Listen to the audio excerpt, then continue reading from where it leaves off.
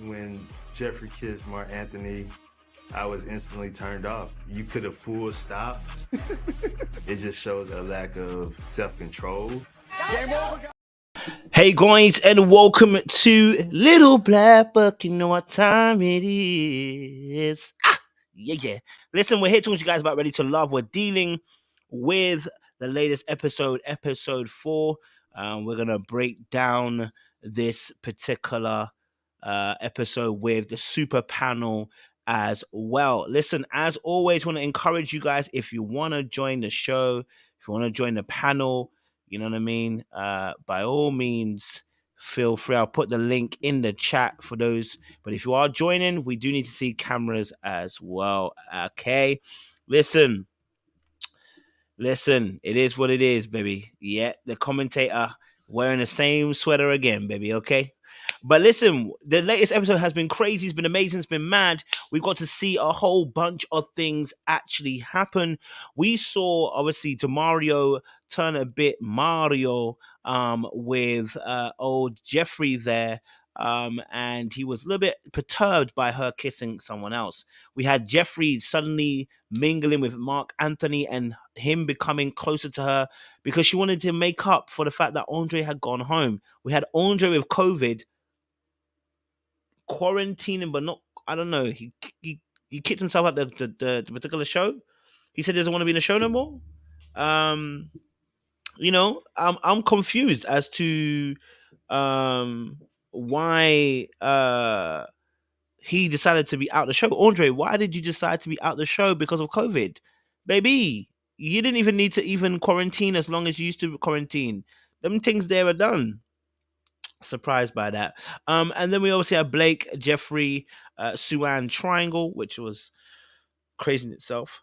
We also had Marc Anthony with Mercedes. He was happy to massage her feet and come fly with me. And we also had as well Morgan and Tony.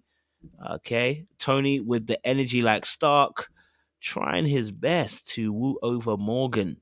And Morgan seemingly happy to play the game and let him know London Bridge is falling down. And then we also had, last but not least, I guess we had so we had Tony with Jonique.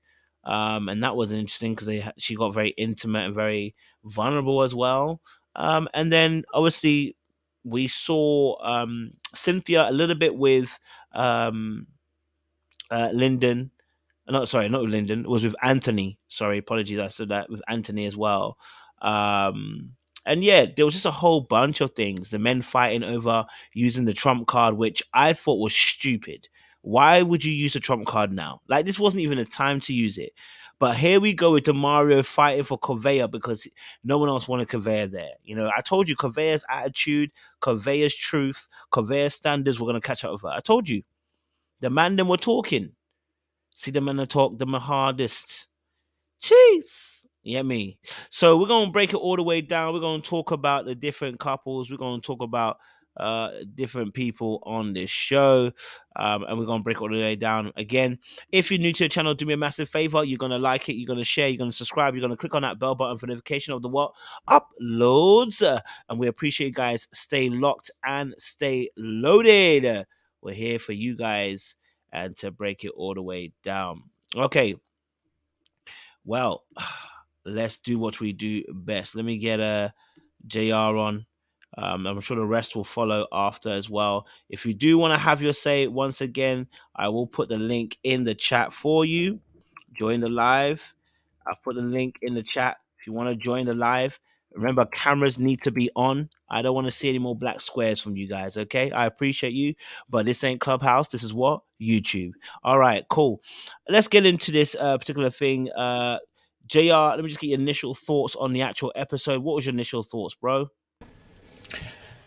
Good evening, everyone. My thoughts on the episode. Again, another entertaining episode. Quite a few bits to digest and go through. Andre's departure was a surprise because obviously he connected with Cynthia and I was hoping to see something grow from there. So unfortunately, him catching COVID, as they say, I think that really changed the dynamic of what we saw in terms of the pairings, like who gravitated to who, because Andre seemed to be quite popular with the ladies, and he's also a saving vote for someone. So with him leaving the process at this stage, it kind of left everything unbalanced, because obviously we heard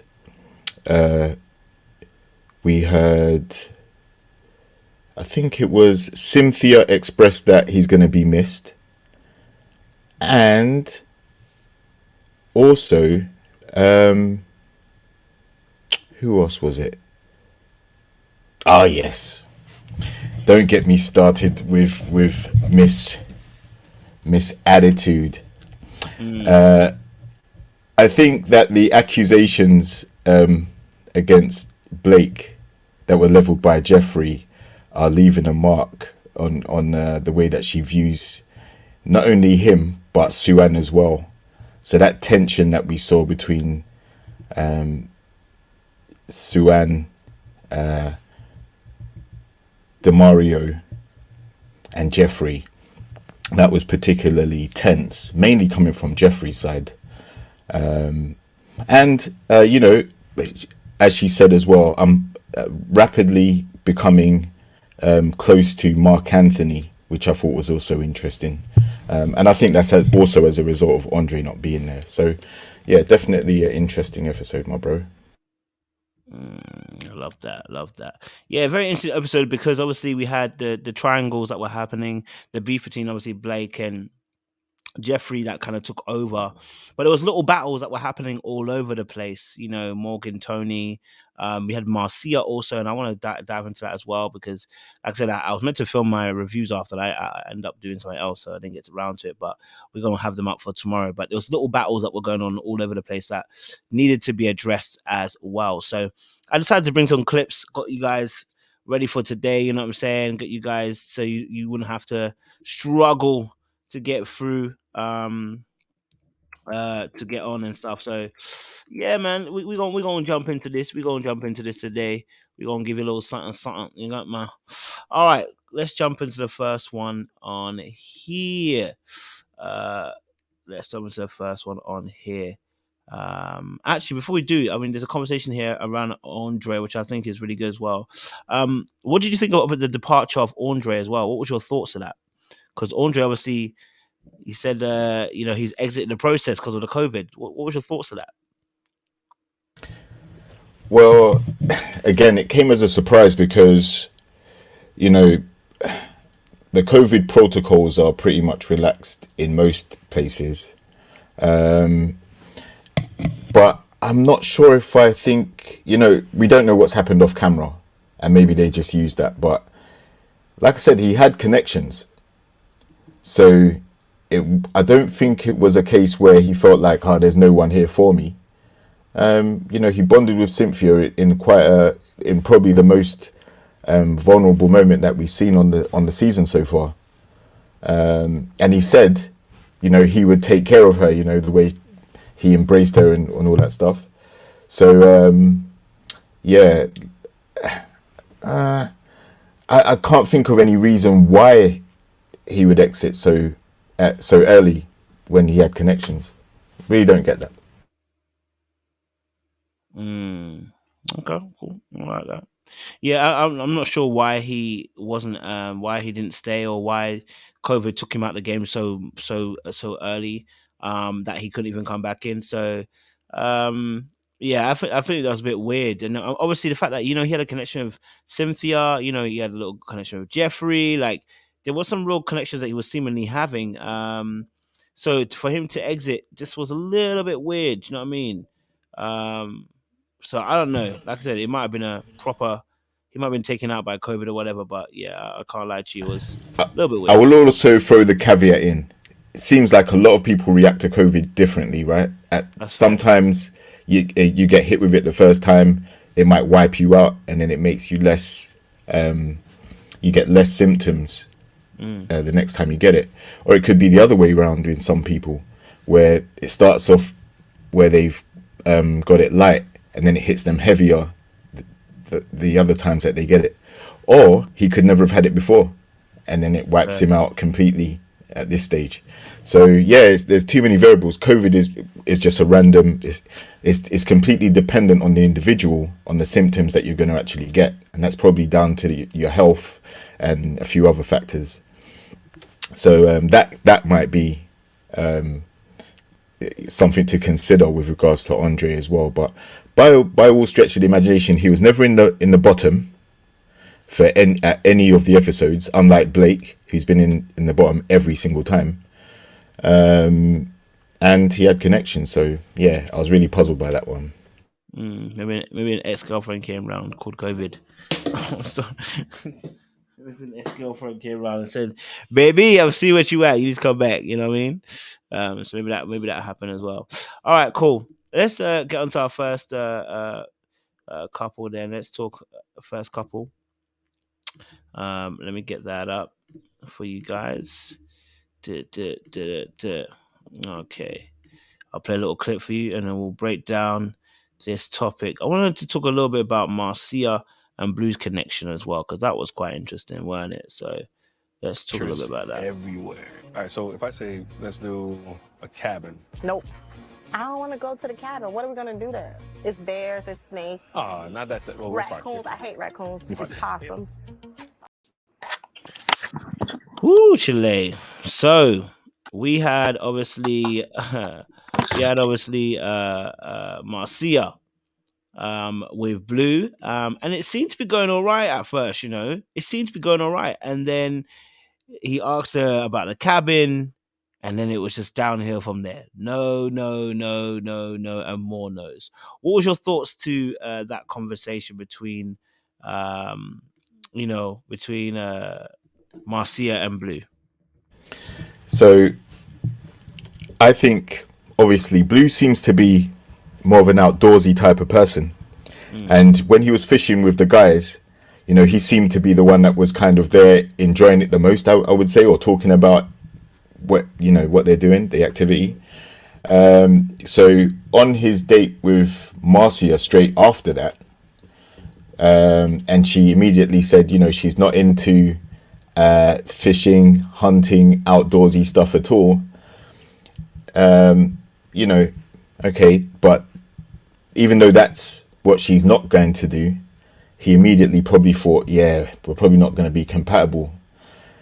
But on the other hand, it's okay to have different hobbies to your partner, right? Sometimes when you need your me time, you go and do a hobby. And if his hobby is fishing and hunting and things like that, I guess if they were to connect, then she would have to take that into consideration, but she came across as very close-minded, probably, and that's what kind of swayed the date. So I wouldn't say they had a connection. I would say lack thereof in that instance, because when they got to know each other, and that's what the show's about, you have to date people and find out what you're compatible with and what you're not. And on this occasion, the outdoorsy stuff was something that's a deal breaker for her. And well, not a deal breaker, but she's not a fan of it at all. She doesn't like any animals, so and for him, he probably thought, but also I'll give him credit. He didn't do what Fabrice did last week, which is look straight down at the tatas. He didn't look at the chest, and they were on show too. So I have to give Blue credit for just keeping it strictly about, eye level conversation rather than pointing out what she's showing at that time. Absolutely. You ain't tell no lies. Yeah. I mean, obviously with Marcia, I think one of the things with her is that, I felt like her language was off, right? So it's not that she can't say no, it's the way you say no. Imagine like your boss says, "Can you do this?" You're like, "No." You know what? Like it can come off a little bit rude, right? So she needs to find a much more pleasant way of saying, because it felt like almost like it's a shutdown. Do you know what I mean? Like, rather, it's more of a case of language wise, we can say, okay, let's say like language wise, we might say, you know what? He said about, oh, I'm going to go to a cabin. Oh, it's not really my preference, you know what I mean? But I haven't tried it before. So, I mean, maybe I can try it once, whatever. Like, because now all that tells me is, okay, nope, nope, nope, nope. Very hard boundaries. I'm going to leave you where you are because you are clearly not going to be flexible. You're not willing to be open to the experience. So I'm going to have to leave you where you are. And sometimes that little bit of flexibility can help. I'm not saying that she is a red flag in general. It's a red flag for the person who's sitting in front of you, because like, you're never going to want to do or move or shift. If you say you're definitely not doing it, you definitely ain't doing it. You're not about it. Do you know what I mean? We're not gonna able to do things that I enjoy. And that's fine. It just means I don't have to roll with you in that sense. You know what I'm saying? Like, I think that's the key aspect of that situation. Do you know what I mean? You go for it, JR, if you want to jump in quick before I get ladies on. Yeah. I was also going to say, like, the other thing is he's got a daughter, right? And when they were sitting down talking there, she said something along the lines of enjoy life without having to worry about having kids or something like that. She said something like that, and you could see the way he reacted. He was like, oh no, like, that's it then, you know. She's not really going to get on with him. But that doesn't mean she might not be cool for somebody else. But with him, like, those are two very big things. First of all, what he likes doing as a pastime, which is why they were probably talking about it. He wanted to find out if that was her thing as well. And then the other thing, he's got a child, he's got a daughter. So her attitude to both kind of probably said to him, no, she's not the one for me. With nobody with kids. Should I leave now? Don't complicate your life if you don't have to, is what I'm saying. That's what you were talking about. Seaway, how you doing? Good to see you. Good to have you on board. Good to hear from you once again. We're talking about Marcia and Blue. Well, you know, how did you feel about that situation? I felt like Marcia was giving off some of those vibes that, like, those girls that are super cute but don't like to do anything, you know, not very fun, not the friend, you know, you don't want to be in the friend zone, but you want to be able to kind of, you know, give off the appearance that you're willing to do things and have fun and vibe. Now, if that's not who you are, then don't lie. So if she really ain't gonna camp, I'm glad she was honest about it. But it seems like Blue's like one of those people who like to go out and have fun and enjoy the outdoors and go to a cabin. He tried to give her a middle ground, like, hey, we don't need to have a tent and be outside with the bears, but like, do you want to come and do X, Y, or Z? And I understand that, because if I was dating a dude and he's like, I refuse to try skiing, or I refuse to do this or that, or or I don't want to try, you know, going on a boat or whatever, that probably would be a turnoff for me, because I like to try new experiences and things like that. And I think there's a lot of dudes that want to have that type of relationship with their girl. And like you said, Kojo, what I did hear of it, she kind of like gave it a blank no and didn't leave anything open or anything that he can kind of work with. So it kind of closed the doors the way she was answering those questions. As it relates to the kids, for me, I'm glad that she was direct about that particular situation, because if you do not want to, as she said, complicate your life and enter into a situation when you don't have kids and the other person has kids, I'm glad that she was more straightforward with that, because I think a lot of times they get on this show, people keep pretending on both sides that they're like okay with this blended family thing, knowing good and well they're actually not. Like Marc Anthony, I don't believe he's really okay with it, but he's saying that. So if she's not into that and she feels like it's going to complicate her life, then she should, you know, say that. But that will close the door for a lot of the men on the show. So it's kind of like, are you just going on the dates to eat good food and vibe? Because if you're telling somebody who has kids to their face, I don't want to deal with you and your kids, then it's kind of like, I guess you're just here for the meal. in the vibe. You know, because she's eating good. Every time I see her, she's eating good. She's enjoying the meals. And I ain't mad at her, but I'm not sure where we're going here. Like, where are we going? Because a lot of these dudes have kids. And if you don't want that, you better circle in on the few that don't, you know? So that's what I think. Love that. Thank you very much, Siwe. Sam, welcome to the conversation. Good to have you on board. We talking Blue and Marcy. What's your thoughts? Hi everyone. Hi, Kojo. The first thing that I thought when I watched this scene was, she talks a lot. That's the first thing that came to my mind.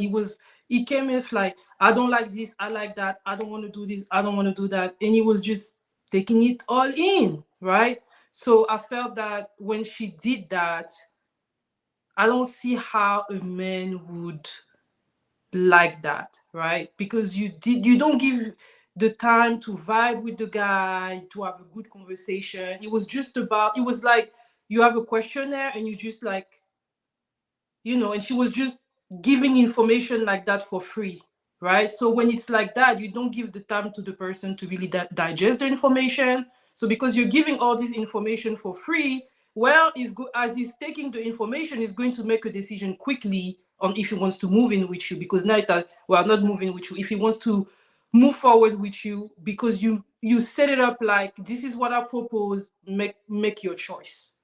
And I thought that it made her look not really good, but at the same time, I respected the fact that she was being honest. But on another side, I'm like, if that's what you believe that you want, if you don't want to be with somebody that has a child, I think you should like eliminate whoever has children, right? Or like maybe whoever has like grown children, so that you don't talk to them. Because now I feel like you're wasting your time if you're going to go ahead and say that you don't want to be with somebody that have children, or you don't want children, but he has some. So then what are you doing, right? So that's my opinion on that. Appreciate Sam. Appreciate. Jay, what's your thoughts to this situation? I commend her, first of all, for her honesty. Love it. I'm not mad at it. You set your boundaries, and that's what it is. I don't want to waste my time and energy with somebody with kids. You got to tell them straightforward. I'm not going to play no games with you. I'm not going to pretend that I'm going to be a stepmommy, a bonus mommy, or anything else, when I just want to be free, travel, and move around the way I want to move around, and I want somebody to do it with me. I give her her credit for that, and standing her ground in it, especially in this type of environment where you have to somewhat play the game. I look at it too on another note, as she's probably like, my person is really not here, and I'm just going to start being straight up with you guys. Now, it kind of depends on how she starts to act at the end, when they put her at the bottom and is like, oh my God, am I really going home? I don't really want to go, this, that, and the third. I'll be like, okay, sis, either one way or other, you're really playing. Either it's like, hurry up and send me home because he's not here, or stop shooting yourself in the foot with too much truth. Because sometimes when we get into truth telling, we tell too much. We talk too much. And we need to know our limits on it, because sometimes we throw away good people because we want certain things in life. We have certain standards and all these things. And so she could be shooting herself in the foot. But I'm going to rock with that. She just was really not interested in too much wasting anybody's time there, because she don't really see them going further in a real relationship. And she's just like, I'm going to say what I really want, and half of y'all not fitting what I really want. So send me home if you send me home. That's what it sounded like. So take me or break me, because baby, I'm gonna eat these oysters. I'm gonna go home. That's what it is. Yeah, I hear that. Sophie G, welcome to the panel. Hello. How you doing? You okay? Yes. Good. What's your thoughts around Blue and Marcy and their particular interactions? So I feel like Marcia might be there more for exposure than really ready to love. I mean, what I've noticed so far is that she goes only but so far. She doesn't get too deep. She's very playful. She's very attractive. She kind of plays on that. It's almost like she's, putting herself on display. I feel like she enjoys being a bachelorette. Like she enjoys being single right now. And even when she was engaged with the young man, London from Jamaica, and, she said she found him very attractive, but she didn't say anything about his character, or it was always just a little bit below the surface. So one, I don't believe she's genuine so far from what I've seen, meaning she might not be ready for love, but ready for a bit of exposure. And as far as for Blue, I think he's being safe and he's observing. I don't think he's found his person just yet on the show. I think he's like some of the other characters, the other people, where they haven't found one person, they're still looking. So it was like two people that are on the surface level having a conversation is what I noticed at this last engagement.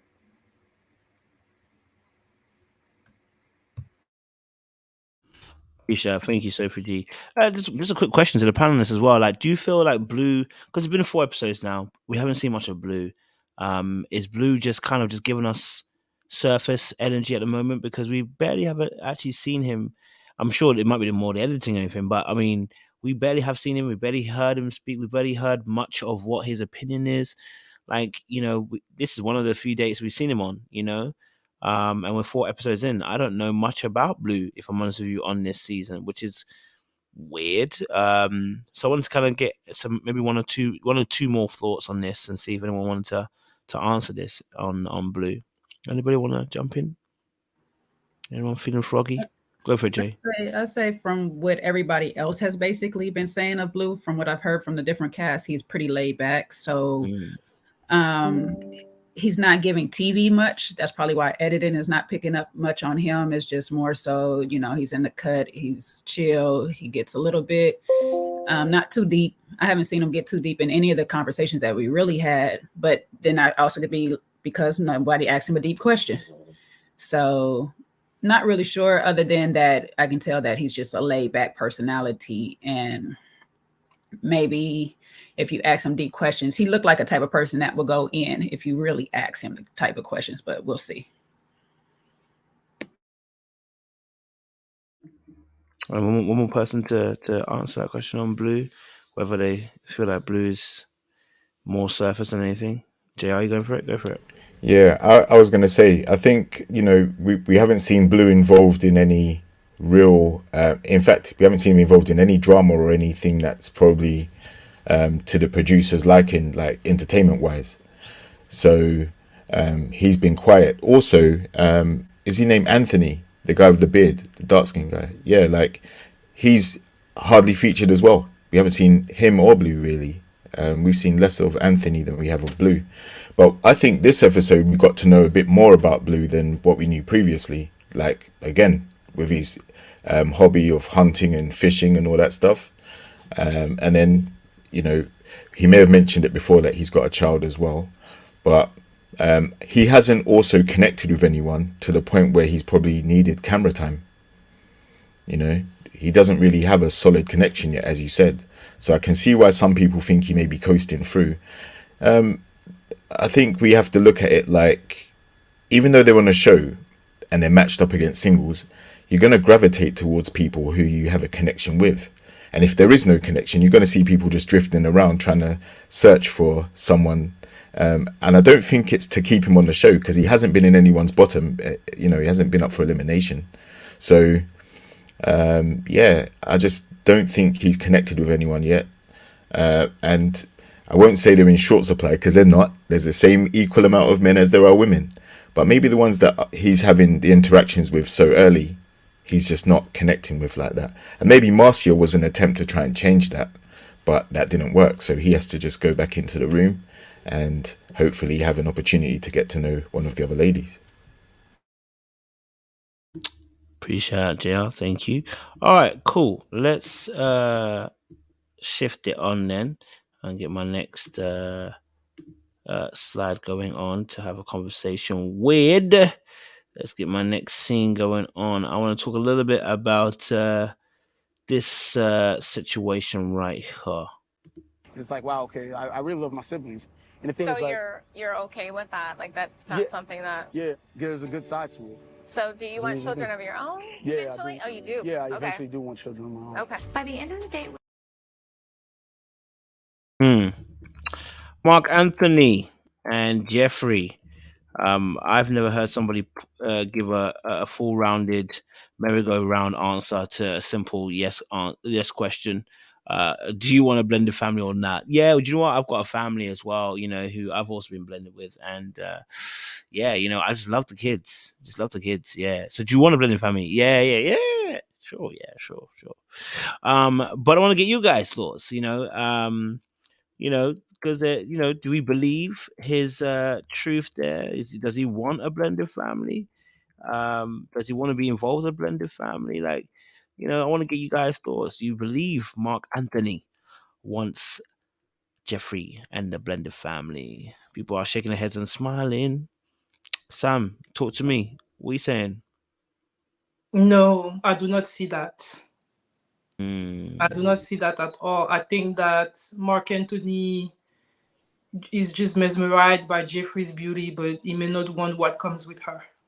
I just don't say. It was so vague. It's like, yes, okay, next, like, let's move on. But then when he was in his confessional, he is not interested. Not like he may be interested in her, but I don't think he's interested in what comes to be with her in a serious relationship. I'm not even sure this man wants a serious relationship, but that's another story. That's it for me. Appreciate it, Sam. Yeah. Jay, what's your thoughts?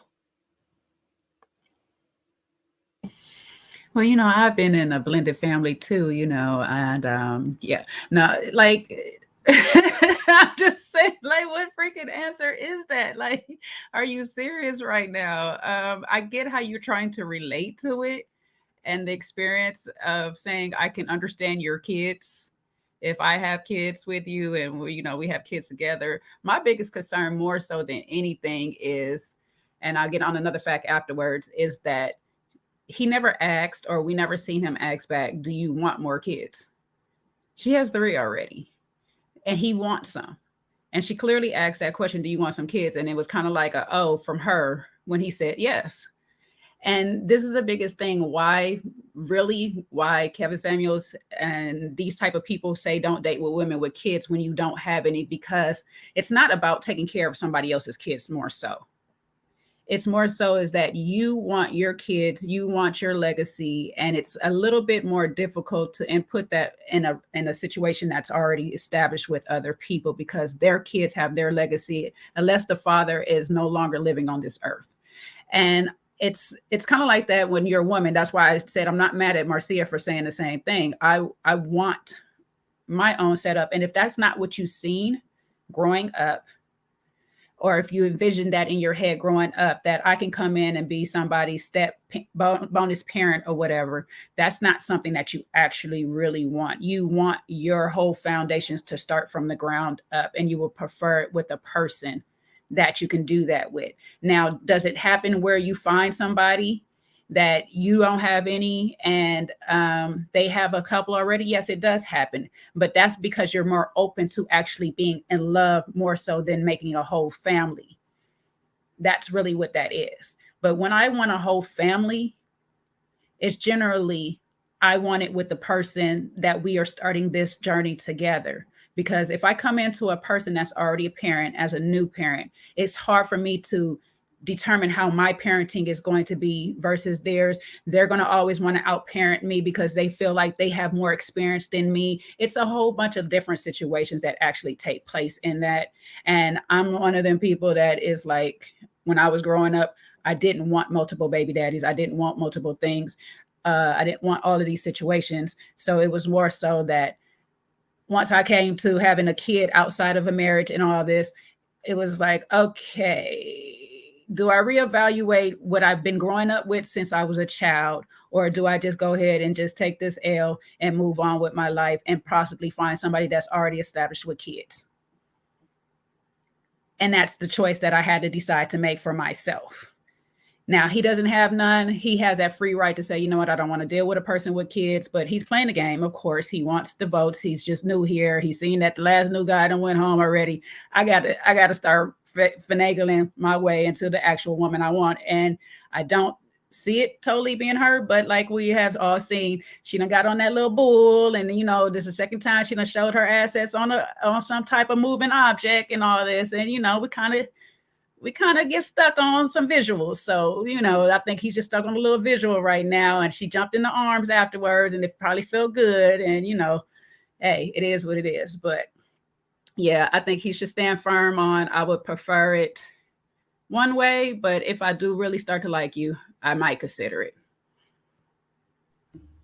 Appreciate that breakdown, Jay. See, you got your mic open, go for it.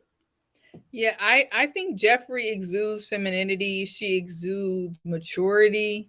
She exudes like, I'm a woman and I know, I'm in full control over my sexuality. And I think Marc Anthony is into that, versus Mercedes still gives off a younger, vibe. And like Sam alluded to, I don't think Marc Anthony is serious in general. And that's very disappointing because I think he's so cute. I think he is just adorable. But I don't think he's serious. And I definitely don't think he is up for the challenge of going into being a stepdad to 3 kids. And AAB, I don't think Jefferi was ever married. And so I think the problem is that Jefferi, with her personality and her vibe and her look, honestly would probably be a number 1 choice for a lot of these men. But she's in because people like her personality, they like her energy, and they like the way she looks. But she's coming in at 32 with 3 kids. And that's just going to be a problem. And I think he could have been honest, like Marcia, and said, no, I don't want to deal with your situation. But he's not going to say that because I think he's immature and I think he's trying to play a game. And I also think he wants to see what's to Jefferi, not what's to her situation, but what's to her, the person. And I think now this show is allowing him to detach her from her kids. But in real life, you cannot detach a mother of 3 from her kids. And she's asking him over and over, because why does a 31-year-old man who looks like he looks need to date or will want to date a mother of 3 at 32? I hate the Kevin Samuels talking points, but we got to be for real. That's not realistic. It's not realistic. He doesn't have to do it. And with the numbers, he won't do it. And I think Jefferi knows that. But so she's going to, play as long as she can play. But that man is not giving off no stepdaddy vibes, no mature vibes, no nothing. So, yeah, I think Mercedes is the better match for him. But he's liking Jefferi's energy. Hell, I like Jefferi's energy. She got good energy. But no. Okay. So I agree with bits of what you said there, Seaway. Like, I think Marc Anthony, in his confessional, said that he's never dated a woman that has kids before. So you're going to be experienced. And then to jump in with someone who has 3 kids, it's going to be very challenging for them to have their relationship, knowing that she's got the 3 kids already with 3 different guys or how many of baby fathers. We don't know how many baby fathers, but she's got other guys involved for the long term. So I think Mercedes definitely aligns more with what he wants, but this isn't the show where you go and lock down one person and then you survive the whole time. Sometimes that doesn't work. Majority of the time that doesn't work. You have to have a few connections in order to survive the votes and, still get to be open to getting to know the other contestants on the show. So, yeah, I can see that he probably wants to have a relationship without the necessary potential drama that could come from Jefferi, but he is attracted to her in some way because they're very touchy-feely. The bull riding date, like he said he would catch her and all the other stuff. I think the other thing that I picked up, which was important, is when Jefferi said what she was looking for in a man. She said that she wants a provider and protector and all the other stuff, right? Now that provision is going to extend to her and her 3 kids. So that's also going to be a financial thing to think about with Jefferi. So yeah, when the task came for him to massage somebody's feet, I think his way of making sure that everybody knew he's still open and not just locked in on Jefferi is by saying he's going to massage 2 women's feet, right? So he massaged Jefferi's. Yeah, they've been hugged up, kissed, and all those type of things. She's gravitated more towards him because of Andre not being there. But then he also went back to reinforce his connection with Mercedes in front of everybody as well. So I think that was a smart thing to do. Otherwise, people will just think he's into Jefferi and, you know, it's game, set and match. They're trying to do something. It's not that. And Jefferi's also kept her options open because she said she's got a connection with Demario as well. And we see that changes on his side after he sees the kiss during the game. So, yeah, I think Marc Anthony is definitely, I won't say he's playing the game, but he's definitely making sure he's got options. And that's not a bad thing at this stage. It's still only episode 4. So there's probably 8 to go. So yeah, I'll let someone else chime in. I think Sammy's up next.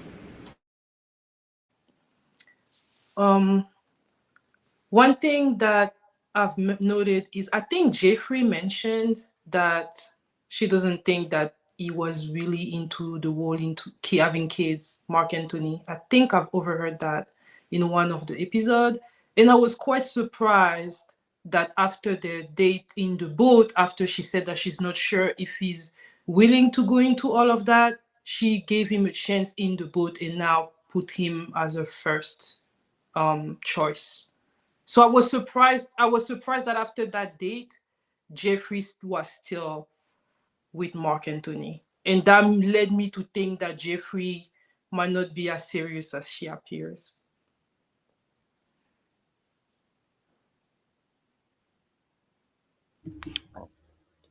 Appreciate that. Sophie, go for it.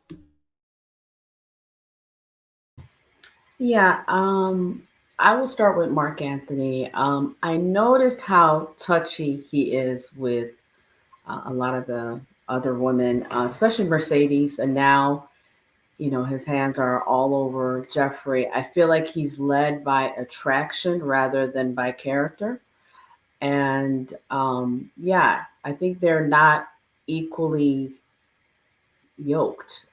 Even though Jefferi was serious when she was on the date with Demario, I felt like she had intentions of getting married or looking to settle down. And then when she met Marc Anthony, she probably was reminded of, oh, he's fun, he's very handsome, he makes me feel sexy and beautiful. So then she kind of probably takes a couple of steps back and say, maybe I want to play the field a little bit. So yeah, I think she's kind of in that stage where you might see, because even the way I know I'm going ahead of myself, but the way she handled Blake, she has some maturity about her, the way she converses and the words that she can use to express exactly how she's feeling. So there is this potential of I could be at a mature state.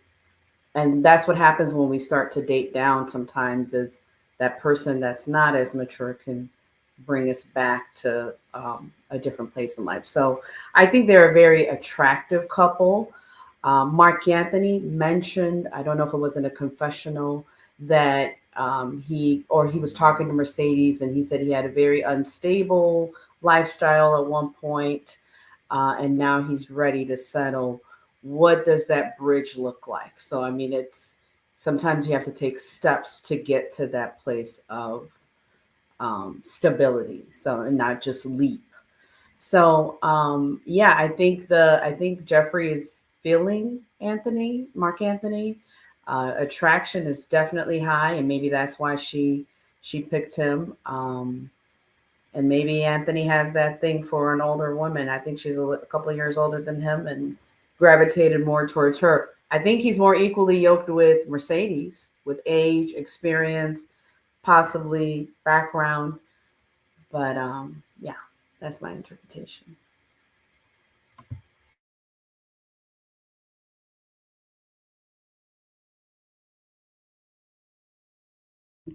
Go for it, Sean. Okay. So, the tussle begins because I don't agree with you, C-Way. I don't like her energy at all. What part you don't like? First of all, her voice is very much annoying. It's reminiscent of someone taking the air out of a helium balloon and talking. So I don't know if it's an affectation or, is she putting on, or does she really talk like that? It's very nasally, and I just don't have the bandwidth for it. Is she an attractive woman? What you say? It's that Kardashian voice. Yeah, she could leave that wherever she found it. She could put it back there. But I do think she is an attractive woman. So with you there, I do agree. I don't think she's super feminine. I think she's, and I'm not saying that means she's masculine either. I just don't think she's super feminine. She wouldn't really entice me other than surface level. She's a pretty woman. But, similar to Marc Anthony, I don't have kids. I'm older than him, but I don't have kids. So the 3 probably would throw me off. I could definitely, roll with 1, maybe a 2, so I couldn't even get a strong spades game going with that. But 3 is a negativo for me. 3 is too much. It's a lot. I don't think we would be able to, work well together with each other. But I don't think that doesn't mean that she's not ready to love. I think she could find somebody, similar to where she was with Blake, where they are on equal footing. Now, not to say that Blake is the right person for her either. Now, Marc Anthony, I wish I had a crystal ball and knew that he was going to be rubbing feet, because we talked about that very thing last week, and he just did not. I understand he was on a boat. I understand the boat was rocking back and forth, but yeah, he rubbed Mercedes' feet right through them sandals. That's a negativo. You slip that Velcro off, slip that sandal, get on your knee, rest her foot on the top of your thigh, and you rub her foot, bro. Don't play. So don't, if you ain't about that life, then don't write checks that your ASS can't cash, is what I'm saying. So he should have rubbed 1 foot and gave all that 1 foot his energy versus trying to pop around the 2 feet and didn't do nothing with near one of them. But they gave him grace because obviously he's an attractive guy, and the ladies gave him some grace on that, but he ain't do much of nothing. So I don't see him and Jefferi going the distance. Clearly, when Marc Anthony had that outburst with Demario talking about he ain't ready to, use the, the save, he still wants to see the fish in the sea. So just like they fished in this episode, he wants to continue to fish.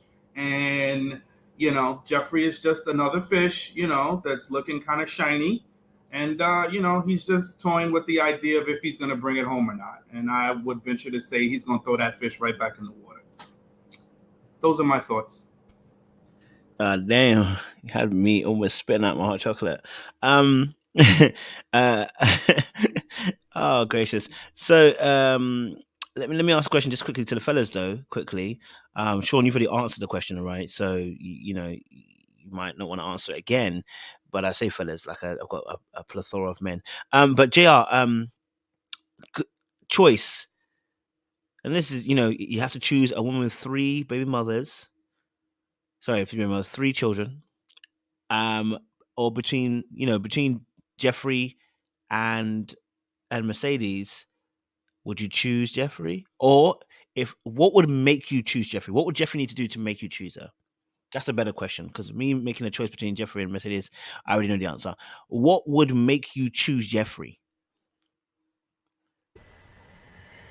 That's a tough one, because there isn't much she can do. Those kids are here to stay, and the guys are in her life other than me. So it's a done deal for me.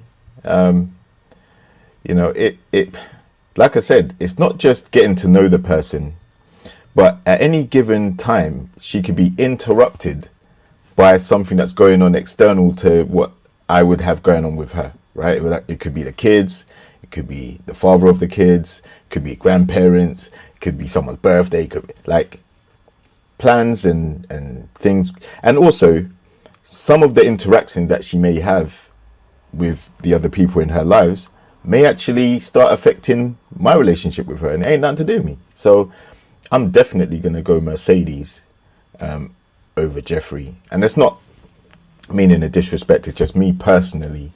Like, if I don't have kids myself, then I would much rather be with someone who's more aligned in that and not have kids herself. That's just my personal preference. Sean, what would make you choose Jeffrey?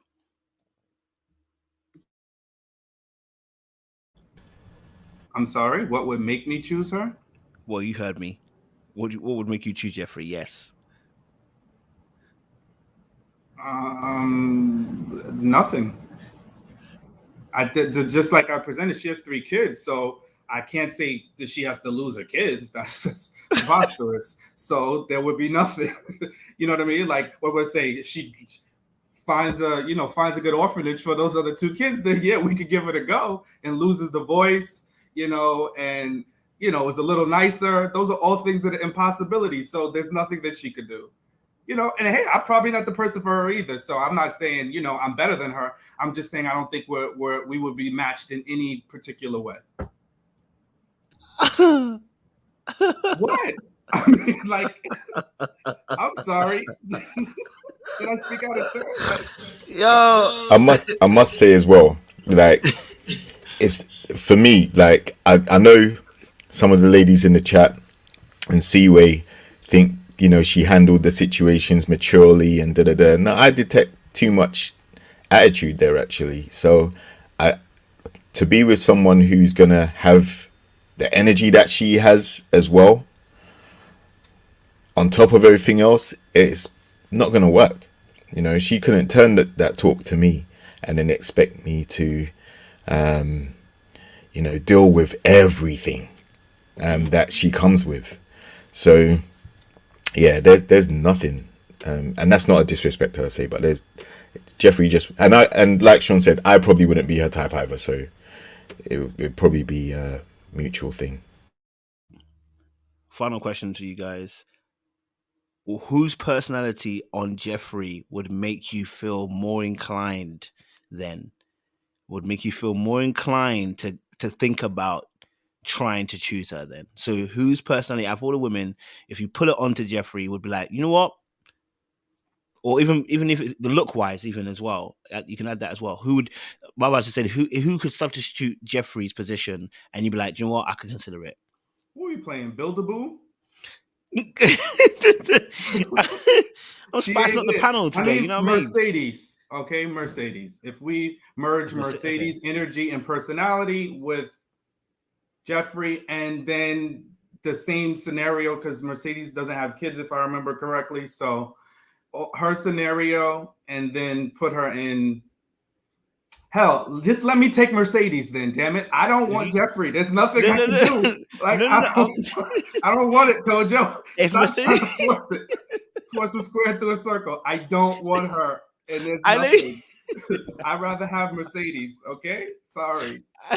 I know that Jeffrey, don't take it personal. I was trying to see something. So I was trying to see if someone could make you feel more, because obviously I assume there's attitude's also one thing. So I was wondering who would be able to replace her, or whose personality would be able to replace Jeffrey's that would make you consider at least, you know what I mean, the opportunity. But you've answered that. So JR, for you, same question too. Don't worry, I'll ask it. When it comes to ladies, I'll get them too. So don't worry. But JR, for you, who could it be that replaced Jeffrey, you know what I mean? Like, if Mercedes had 3 kids, could you make it work? You know what I mean? If Morgan had 3 kids, could you make it work? Like, do you know what I mean? Like, who could be the replacement that would make you think, oh, you know what I mean? Boy,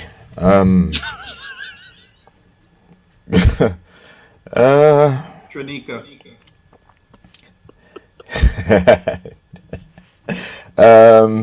Man, sorry, you're muted, Sean. Let me think. I mean, if I look at the ladies this season, could I transplant someone's personality and really say it's going to change my opinion about, or change my standards, if you want to call it that? No, I haven't seen anybody that I could put in that place, man. Sorry. For me, like I said, there are some key things about Jefferi that they're just not going to change. And even if I put someone else in there, it doesn't take away the fact that the added responsibility in dealing with other people. I'll be probably, if she's got 3 kids or 2 kids, right? I'm probably going to be the 5th or 6th priority in her life. And that's going to be tough to deal with. Not saying impossible, but for me to expect otherwise would be unrealistic. I would have to definitely consider the fact that she's got relationships with these guys and the children that will come before me all the time. And I'm not trying to sound selfish either, but I would rather be on a level playing field in terms of the priority that we give each other. Fantastic, no problems at all. All right, let's shift it then. Lovely stuff. Thank you guys for clearing it up. Since we are still on Jefferi, I guess we can talk about Demario and Jefferi, because obviously Demario and Jefferi didn't get round to having their particular situation because he said she didn't give him the time of day today, and he did not like the kiss that happened between Marc and Jefferi. So I hope I have a clip. Do I have a clip of that to go? If not, I'll have to play the end clip. That's fine. We'll play the end clip and we'll use that to go. What would your kids say about you kissing somebody? I can't have a man around me that's gonna act like that. It was kind of like a Dr. Jekyll, Mr. Hyde. So Demario does not like the kiss. He was not happy. Ignore the end. I know there's an end, but we're going to deal first and foremost with the fact that he didn't like the kiss. You know what I mean? What are your thoughts on this whole Kissgate situation that we have, and Demario's attitude towards it? Was Jefferi wrong? Was Jefferi wrong for kissing Marc Anthony the way she did? Mandem, does that make you feel like you don't want to wife her no more? Ladies, was Marc Anthony doing too much? Should he have just given a kiss on the cheek as well? Has he spoiled his market amongst the ladies?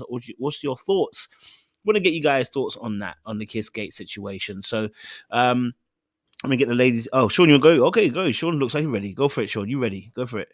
Yeah, I was gonna say that I think his reaction was over the top, but the thought is not that far off, right? Because it's one thing to know that it's happening because you're part of the process. It's another thing to see it. So I wouldn't be as freaked out if I heard about it after the fact, but having to see it is probably not something that I would have wanted to see. Would I have reacted that way? No, I wouldn't have reacted the way that he reacted. But I think it's a very challenging notion of watching someone that you have a connection with kiss somebody else.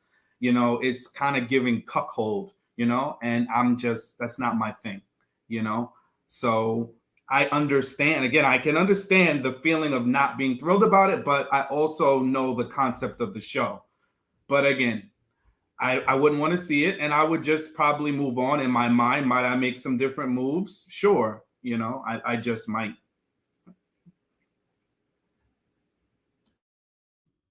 Thank you, Sean. It's giving cuckold. Does anybody disagree with what Sean has said? Anybody disagree with what Sean has said? Anybody disagree? Go for it, Sam. Oh. She went for it and she left. I'm right. Sammy's wrong. I'm just playing, you guys. You know, I'm a little silly tonight. The good Lord removed her. You better not disagree. Sometimes God just does what he needs to do. You ain't got to do nothing.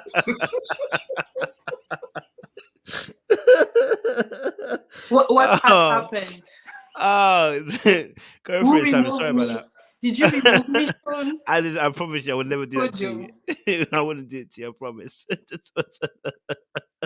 I wouldn't dare. Go for it, Sammy. So I felt both ways. So if you don't understand what I mean, cut me.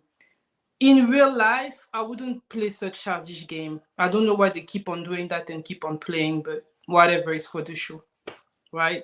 I wouldn't want to do it. But since they were in the show and they decided to kiss, I feel that I understand the young man not liking it, but she is nothing to you. Nothing. So even if you don't like it, you want to keep it playa and you want to act like you're good with it and you move forward. Or if you don't like it, you can do another direction. But the stuff that he said to her, talking about her kids, I didn't like it at all. She's a grown woman. She can do what she wants. She wasn't like doing anything crazy. They kissed a little bit. Personally, I wouldn't want to kiss anybody anyway. But since she was open to it, I feel like it showed a lack of confidence.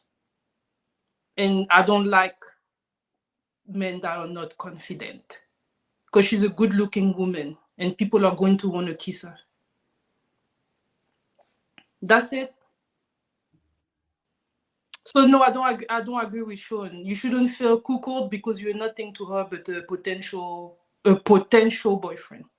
That's it. I hear that. I think personally, I wouldn't have done it. I think it's a very intimate thing to do it in front of somebody's eyes. If you're gonna kiss them backstage. Yeah, hearing it is different from seeing it. Do you know what I mean? Seeing it is a very public statement. Do you know what I mean? So for me, it's a statement of ownership. You do that right in front of my eyes. What are you trying to say? You know what I mean? But I also get it was a game. So technically, you know, it's not the same as someone just kissing and rocking up. Do you know what I mean? To the same situation. I wouldn't have reacted the same way as him. The number one code is not to give them anything. So for him to react the way he did, I wouldn't have I would have been like, no, it was cool. Yeah, it is what it is. I would have played it off and not said anything. I think you have to do that as a man. And I think that him kind of losing his cool a little bit was a little bit off. Do you know what I mean? It was just when I heard the first original clip, which is I couldn't get it, but where he says obviously, you know, he didn't like the kiss or whatever. Why can he put a full stop on it? I was like, ooh. You shouldn't have said nothing, bro. You should just let your face say it, but don't say nothing. You know what I mean? And then gone from there. And then we see, you know, how he flipped at the very end next week. It's a bit mad. So yeah, for me personally, I wouldn't have done that. I wouldn't have played that game. If I had potentials in the room, I also wouldn't be kissing other people. Like I just wouldn't be kissing someone. I think that's a bit intimate to kiss people when I know I have other potentials that I'm open with. So yeah, that would have been my particular thing. I will say though, and I don't know if I have a clip of the actual kiss. I don't know how much she was into that kiss. Her neck was leaning back like, I mean, she had more lean back than Fat Joe. I'm telling you that it was there. It was really leaning back. So I don't know how much she actually was really invested in that kiss. I think it was more Marc Anthony kind of trying to be a little bit cheeky with it. So yeah, I ain't really sure about all that. So, yes. Anybody have a different point of view? Yeah, go for it, Siwa. Yeah, go for it. I don't have a different point of view. I just think there's like how he should react, and then there's reality. I think the reality of the matter is that most men have very fragile egos in general, and especially when it comes to this type of stuff. So if you're a woman and you know that, and you live in our society, and you make the decision, whether begrudgingly or enthusiastically, to participate in this type of kiss, I think it shows lack of judgment and lack of discernment for our current society. So I'm not saying that he should have reacted that way, but I'm saying if I was in that process, I probably wouldn't have done that because I know how men would view that. And I know that whether it's right or wrong, whether it's a double standard or not, I would have been stamped as Marc Anthony's girl. And I also feel like Marc Anthony is also aware of the society that we live in. And by him kissing her, you're stamping Jefferi.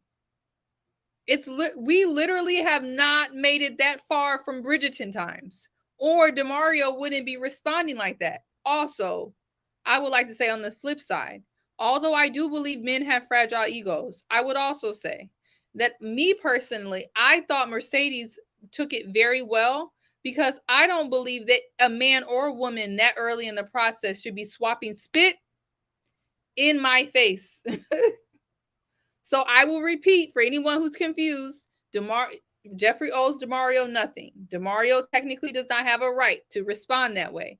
But in reality, because that's what we live in, that is not going to be taken well usually for anybody, let alone a man. Because personally, if I'm Mercedes and I see what Marc Anthony's doing, fragile ego or not, I'm not really liking the fact that you done got up there and did that. You could have kissed her on the cheek.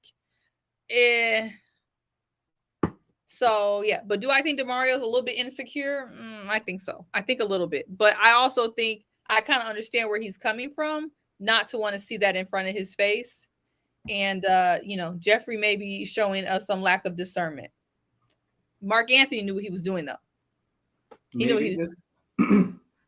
I was gonna say maybe this isn't a fragile male thing. Maybe this is just an instance of nobody would like it, because you did mention there's a lot of women that wouldn't like it, and as well as men. So I think this one, I'm not going to argue with you.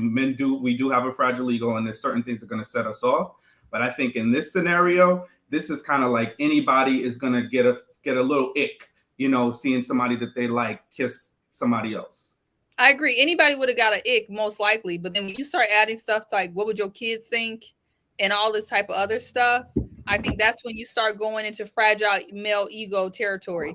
You could have left it at you didn't like it, but now you're trying to put some moral judgment on her behavior. If you think if you personally don't want to see it, leave it at that. I feel like he's going too far next week with his reaction. Oh, I definitely think he took it too far, for sure. 100%. So Mario has a fragile ego. Before you go, so I'm going to play the clip so you can see it. I found the clip so you can see it. When Jefferi kissed Marc Anthony, I was instantly turned off. You could have full stopped. It just shows a lack of self-control. Game over, guys. That's his words there. Yes, go for it, Sonny. So you want to say something? Go for it. I know I need Jay and Sophie to go after. Go for it. In response to what you all said, so why did they play the game? This happened every single season. Don't play a game if you're not going to be liking the consequences. Just saying. It's not the consequences, and I get what you're saying, Sammy, because she could have took a different approach, just like when, who was that? Morgan was asked, who do you find attractive? She pointed out most of the women than she did the men, so it's just one of those things where I don't necessarily have to kiss anybody. I can kiss myself. I can say myself is my biggest attraction. I don't have to go on the lips and do all this thing. Now, I do agree Marc Anthony did most of the kissing.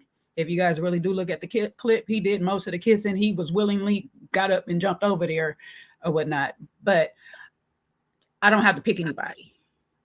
Truth or Dare is really a game. I don't have to do any of the above. Okay. Well, I don't play this type of game, so for me, I felt like if they do play it, that means they play like to the T, and they're not trying to like find ways around it. I don't know. Well, I guess they don't know the rules of it either, because you could really find ways around it. Like you don't have to necessarily do these things that you don't want to do. You could sit there and say, I opt out. Now that might leave everybody else to judge and speculate whatever they want to speculate, but you can easily say that. I choose not to.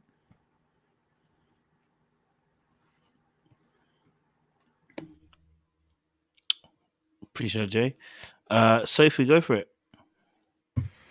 Yeah, I think the kiss definitely sealed it. Think about a situation where, let's say, your partner confesses that they have cheated on you. It's different from them confessing than you actually seeing them cheat on you, right? If you see them kiss the other person, or if you catch them in bed with another person, a whole different dynamic starts to take place now. Now it's in your mind. So I think the smartest thing that Jefferi could have done was kind of point to her cheek. You know, I mean, these are people that you just met. I don't know. It is 2023. I don't know how we're laying lips on with people that we barely know. But yes, even if there were drinks, you should still, you know, if the man is approaching you, you should be aware that he might be going to your lips. So just point to your cheek. That could have been the one option that could have possibly given Demario a chance to be like, okay, maybe she's not for the streets, or she's not for everybody. Kiss is very intimate. Personally, I think that is a big seal to kiss someone on the lips that you know, and usually that's the different stages of intimacy. But again, everybody, you know, has their own opinion on that. Yeah, I think Demario is it? Yeah, Demario definitely was feeling her on that first date. He really thought there was a connection. I did too. And he was, you know, he came out of his box, did what she asked him to do. There was a genuine connection. And maybe he thought she misled him, because she was like, okay, well, I wasn't expecting this, and he's a lot more than I expected. Again, she might be, I think Seaway or someone said she's younger than even Marc Anthony. So maybe, and she has 3 kids.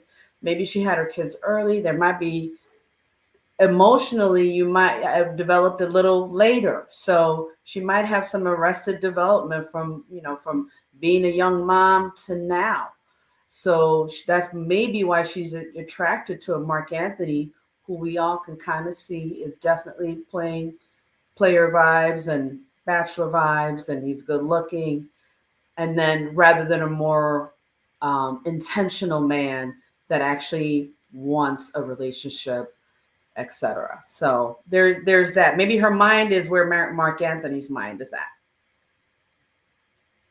at. Go for it, Jay. Yeah. So I'm going to go with the strategic play on this. And unfortunately for Demario, he was a casualty of war. I totally feel like she does have attraction to Marc Anthony. I'm not going to take that away. I think she generally does have attraction to Marc Anthony, but she was setting more of a tone with Blake than anything. This was more of a show for Blake than anybody else, because Blake has been living in her mind with rent-free since the last elimination. This whole episode for her was about Blake, okay? Every other word was Blake, Blake, Blake, Blake, Blake. So this was a play in front of not Demario, because that would have made no sense. If I have actual true connection with Demario, yes, as a grown person, I'm not going to sit here, like Sean say, and make a play at you, knowing that I could potentially lose you because of this. And Seaway has elegantly mentioned it. Our society is, you as a woman, we're automatically going to get a stigma, labeled some type of thing for putting ourselves out there like this. Men do not like to see us showcasing ourselves in certain type of manners in front of other men. And it's always going to be a judgment. So I really feel this was a play to show Blake, listen, you don't want me, somebody else out here does. Okay, and y'all might believe she don't want Blake, she want Blake. A lot of that attitude that she got is because she feels rejected by Blake some type of way, by him giving Susu a little nickname. Okay, if a person has, we'll get into it later. I'll explain it later. But that wasn't for Demario. He just happened to be a casualty, unfortunately. And it showed his true colors in the process. Now, where she goes forward next week, we'll have to see, because if she don't get that same energy to Demario that she gave to Blake, when we clearly see somebody being controlling and jealous and all of these things that she was claiming, all right, just a lot of y'all might have played yourself by being Team Jefferi. That's all I'm going to say. So she better get the same energy in the ladies' lounge next week or whatever about Demario being a bit too much for her and she can't handle it. Okay, then I'll be like, okay, sis, I rock with you. Maybe on that Blake thing. I might even retract some words about what I'm gonna say tonight on the Blake thing. We'll just leave it there.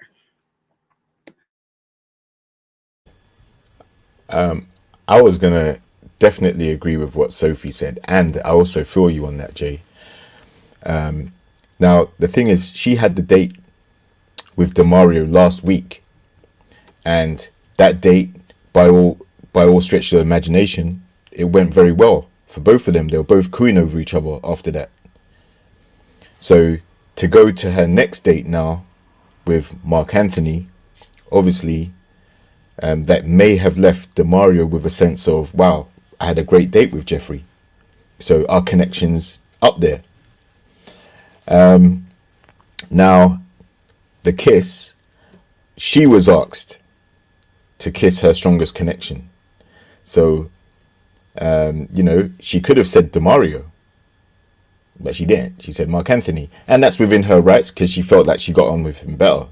So that's not a problem at all. Problem is, though, if she naively thought that everybody, like, not all guys are cool with those type of things, as you said earlier, and she assumed that Demario would still be interested in her after she kissed Marc Anthony.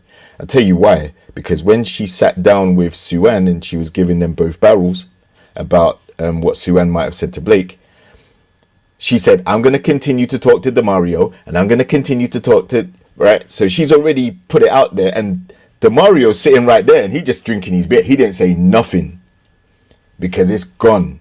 Like, that kiss to him was like a slap in the face, maybe because he thought he had a stronger connection with her.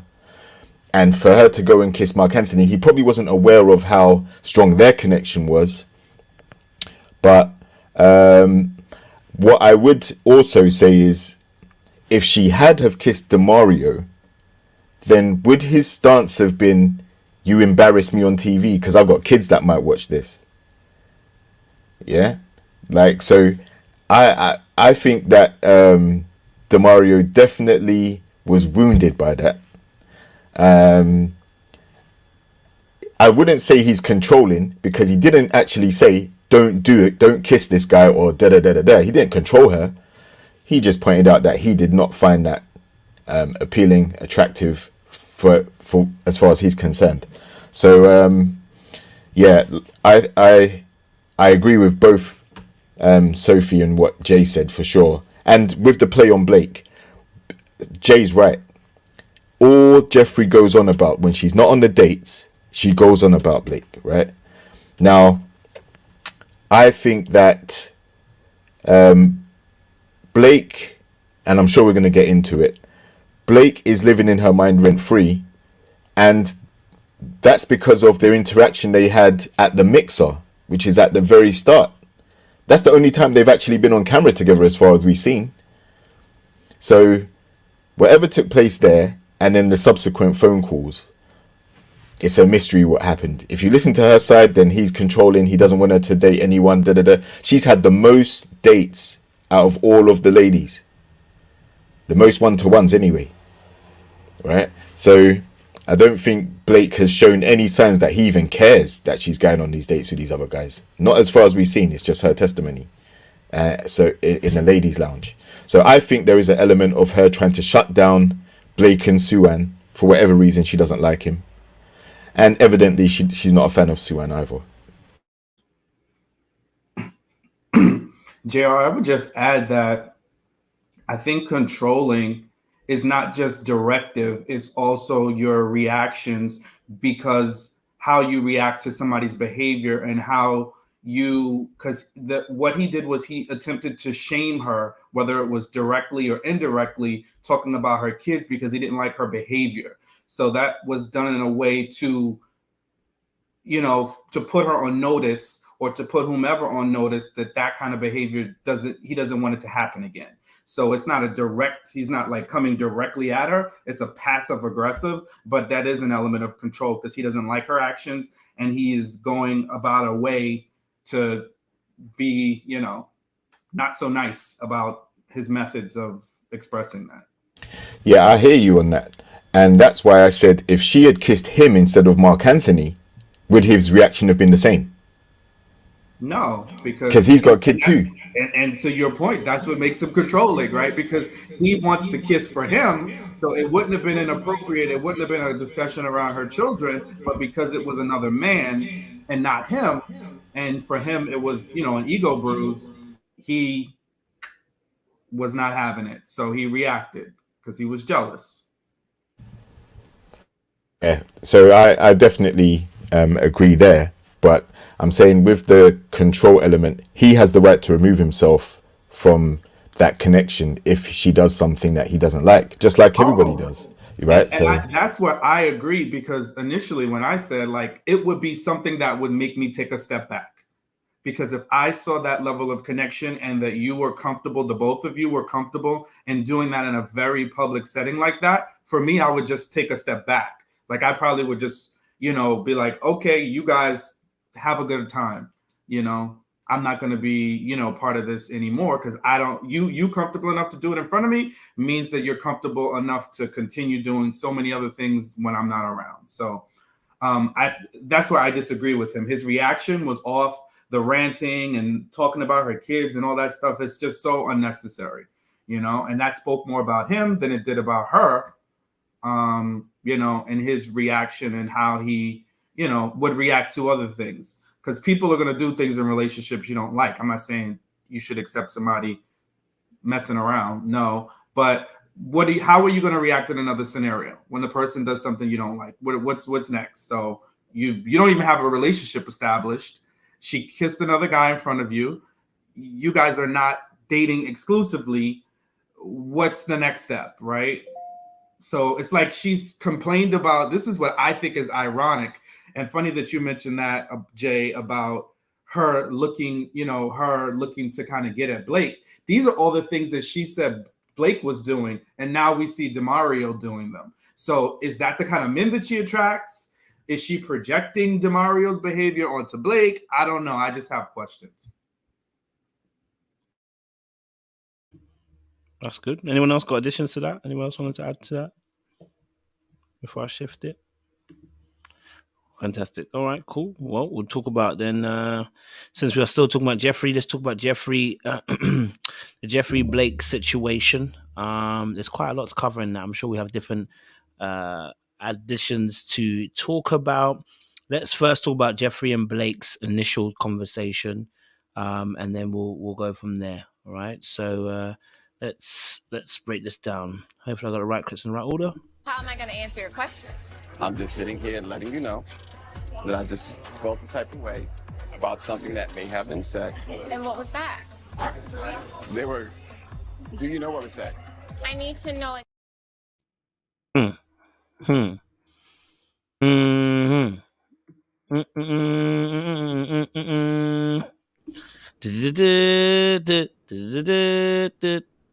Go for it, Siwe. Sorry, it was a movie production. Go for it. This situation is layered, right? It is. Blake was trying to protect his little Susu, aka the advocate, aka Miss Pygmy, right? So he didn't want to throw her under the bus. And so he's trying to bring tea that he don't want to bring the whole tea. And people need to stop doing that in general. If you don't want to reveal your source and you're not comfortable revealing your source, and we all can relate to this, hold on to the tea. Hold on to the confrontation, because you're not really ready to address it, you know? But I think he's being cagey because he's not trying to reveal his source, and he wasn't trying to look like a petty patty over here, you know, acting like Ashley on Potomac over here spilling all the beans. So there's that. I also think that, you know, Jefferi is partially in the right, because she does not have to address something that's a grievance that's not properly brought to her. You know, like, that's how people get flipped in these interrogation rooms with the police. They over here spilling stuff before they know what the other person knows. So she doesn't have to address a grievance that's not properly brought. But I will say she knew what the issue was, and she could have just went ahead and got it out, you know, got all the chips, put all the chips out there, if she really wanted to dead it, because everyone knows what happens and she knows good and well what his problem was. And I think to y'all point, the guy's point, that she has Blake living in her mind rent free. She doesn't want to address it. And instead of addressing it with him, she goes to go talk to Susu and Demario, who had no interest in the conversation. And she could have took all of that energy and kept it with Blake, the person who was addressing her. Because for me, if I'm going to take her stance, you didn't bring the grievance. Because you didn't properly bring the grievance, I'm not addressing it. I'm not saying nothing about the crap for the rest of the night, because it's not my problem. If that my stance, if it's not my problem, I'm not going to anybody else to talk about it, because it's not my problem. She lost me when she left Blake to go in kiki and chat and go off on Susu. To me, that's giving bothered, but she was giving Blake unbothered. So I don't know. That's where I'm at, and that's why I said it's layered. I don't think there's a right or wrong person on both sides, but I think it's weird. Can I go? I'm definitely with you, Seaway. I think we're gonna agree on this part right there. If you come to me with indirect, I'm gonna directly look at you and play a fool in your face, because you better be direct with me and tell me what your problem is, because I don't know what we're addressing. I could have said anything. It was a bunch of stuff that was probably said in this ladies' lounge. I don't know what part you mad about or whatever. So you need to exactly tell me what it is you're mad about. And he could have easily did that. I don't know where it came from. I already know who it came from, because we already know who your connection is. But you could do it without telling me such and such said this. And we could be hash it out right then and there. Also agree with you on this too, Seaway, is, sweetheart, all that energy you gave to Mario and Susu was supposed to be directed at Blake, because this is another opportunity that you had on camera to tell him that you don't like how he's controlling, he's this, even all that stuff that you said up in your confessionals, how he's a narc and all this stuff like that. You did not tell that man none of that in his face, but you had a lot of attitude from the time he came and picked you up. So all that time where you was getting all rah-rah and all this stuff, I got to leave my comfort zone, I got to come up here, why we got to go upstairs, why I got to do this, what you mean, what's this? All that could have been said, look, baby, I'm not feeling you. I don't know why we have to have this conversation. We can just move on as mutual, cordial people right now. I moved on. You got your Susu, you do you, boo. It could have been left right there. But the fact that you walked all the way downstairs to the other person, his other connection, to start the beef with, that lets me know that you're bothered by him giving her the nickname and all this other stuff, because you're willing to do this in front of your other connection, which is another crazy move on your part. And you're wondering why you're at the bottom right now? Okay. And then when Susu asked you, well, what is it that he got caught in? You want to go on your confessional. Here she come with the cape and all this stuff like this. This is twice that you done came after women when it's the man's fault. You did it with Andre when Cynthia came over. Oh, these women is thirsty and all this stuff. Now here you go again talking about she caping when she asked one question on where he got caught, where you started stuttering like you got caught in that moment, trying to tell him what he got caught on. And I'm still confused on what he got caught on. He got caught in the play. What play? What y'all agreement that y'all had an alliance or something? What he got caught on, sweetie? He got caught giving somebody else a nickname. People change their mind all the time. Today I like chocolate ice cream. Tomorrow I like strawberry. I don't understand. Like, what's the point? Like, what are you saying right now? You gave a lot of energy to Suan, which should have been all directed to Blake. Or better yet, like Seaway said, none at all for the rest of the day, baby. I went back down to my little connections, danced my little heart out, let Marc Anthony fill up all on me and stuff like that, and have me a good time on the rest of this boat. I'm not about to be bothered by a man I do not want, do not care about. So that's let me know that you do actually feel something from, and you was mad that he said whatever he said, and you translated it in your head, whatever you wanted to hear, and you went back, and he done started making a connection with somebody else. That's what it gives me. Now, I could be all the way wrong. I'll take that. But that's what I'm getting from it. And for the fact that she likes to tell these nice little stories of how she grew up on the farm, yet she don't do mechanical animals. She don't do real life animals. She don't do this and she don't do that. I'm like, okay, you like to embellish stories a whole lot. So I could see that he did call you and say, how was your day? How was this date? How was that? You know, and you went, oh my God, he is too daggone controlling. He is too much. And he's a narc. And I'm like, he's a narc, sweetheart. You the only one Biden for attention all up and through this daggone boat, screaming his name every 5 seconds. And then you get to the end and say that he put you in the bottom when there's like 7 other men. Okay. All right. All right, Jefferi, we see you, girl. Well, you know, I could stand wrong, though. We'll see. We'll see what it comes next week. I think we really got to stop throwing this narc word around, because we're going to take away the emphasis of it when we just throw it around. And Jay, I think you made a good point.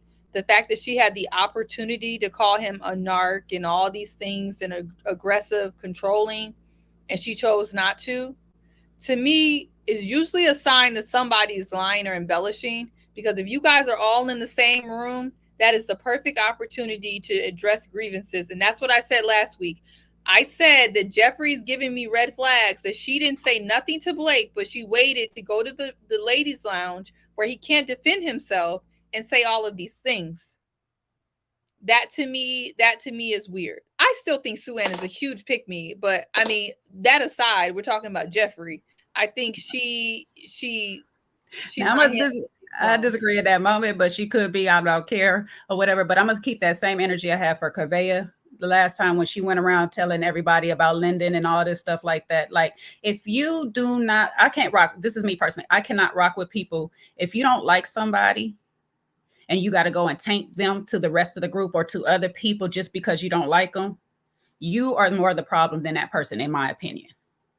Because if I don't rock with you, I just don't rock with you. But it's no reason for me to ruin your connection with somebody else if you have not done me or anybody I know or anybody, period, physical harm or like real abusive type stuff to somebody. There's no reason just because I don't like your personality, it doesn't match with mine. That doesn't mean I have to sit here and tell all my friends and everybody around me, hey, don't rock with that person because this, that, and the third. Now, if they're a thief, they're a drug addict, they something like this, and you know, I got to keep an eye on them. I'm going to warn you, you might want to keep an eye on that person. But if they ain't done nothing with me, my connection with you means nothing to your connection with them. I'm mature enough to be in the same group and just not really speak to them. Like, hey, and just keep it pushing. Like, it's that simple. We can all coexist in this world without having to taint other people just because I don't like you. And that's where I really have the biggest problem with this whole thing. I'll land my plane there. Seaway, how do you feel about after diving into Jefferi, all of this femininity you put on her and her good energy? You still think she got good energy? I think you misunderstood what I meant. When I said like femininity, I mean she oozes like that woman sexuality, like whatever Lola wants. Like she exudes that. Like she exudes a woman versus I think Mercedes exudes, I think, very pretty girl, but I don't think it's like a person who's kind of like in tune with their sexuality yet and kind of that energy. Yeah, like seductive. That energy. So that's I'm with you on that. Definitely. I didn't mean like fit, feminine, submissive. I didn't mean that type of femininity. I meant she seems to be very in tune with her power as a woman and how to use it. She's very in control of that. And that's something that you get the older you get. And I think sometimes when women are in their 20s, they're not as in control of their body, their sexuality, how they can control the space. She's one of the people who can get a man set up for the okie doke. Like she's like one of the, like she knows what she's doing. That's what I mean. That's female. That's dark arts then. Not everyone wants to hear you hit the bridge. Huh? The chat wants to hear you hit a bridge real quick. Oh no, I'm not. They said they heard the low voice. They said, "Oh, the when you went into your I'm not a singer." And when I said energy, what I meant is that she's good for TV. Whenever Jefferi's on on my TV, I'm laughing, I'm kikiing, I'm enjoying her presence. She has a presence, is what I meant. I'm not saying she's like the girl I would necessarily want to be with, but you can't deny Jefferi gives interesting energy, whether you like it or not. I'm entertained by that. JR don't want the smoke, so he don't like it, but it is interesting. She's housewife. Yeah, She's I think when we housewife dug into it, then we were, because when we hear feminine and good energy, to us, at least for me, like what I was hearing is like she's a good person to date and be considered in this process. And definitely she's bringing a whole bunch of red flags, just her personality alone, the way she was conducting herself. So it just didn't, that's why I was like, I don't see femininity or good energy. But somebody said it too, like feminine wiles.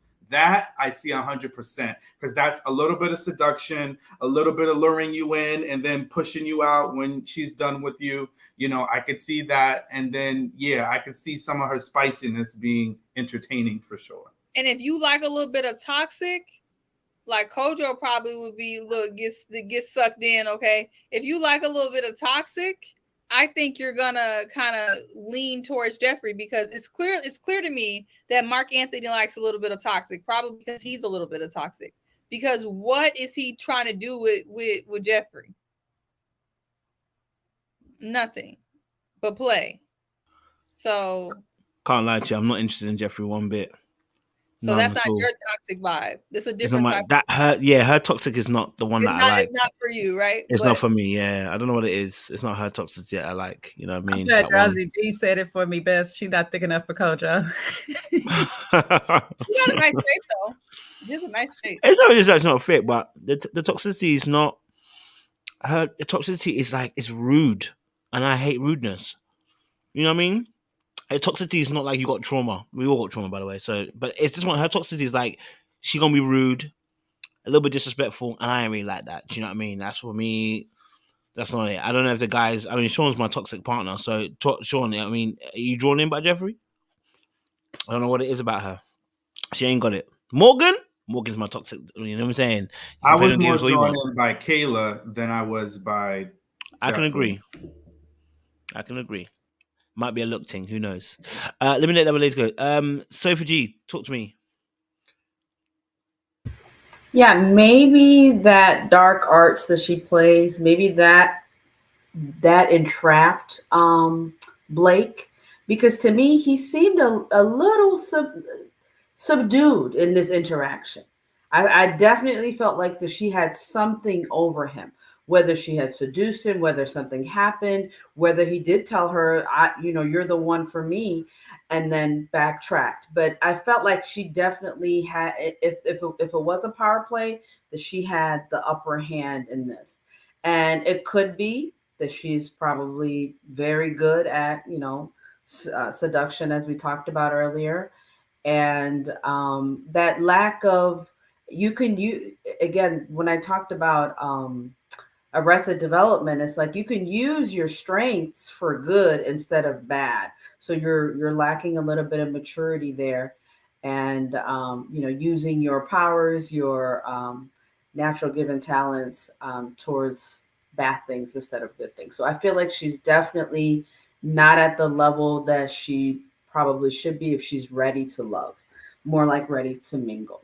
But yeah, I don't know if any of you feel that way, but I felt like Blake was actually quiet, a bit hurt, a bit timid, where I haven't seen him like that at all. He was actually rude the last time he let one of the ladies go a couple episodes ago. I was like, man, this man is really rude. He's, like lacks emotion. But here, unless it was editing, he was very, he was hurt. I believed him when he said he was hurt. And maybe she trapped him in and spat him out, and now he's on the other side of the game.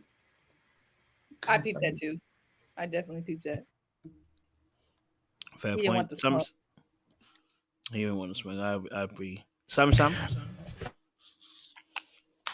I kind of disagree with almost everybody today. I feel that. I'm going to start with the stuff I agree.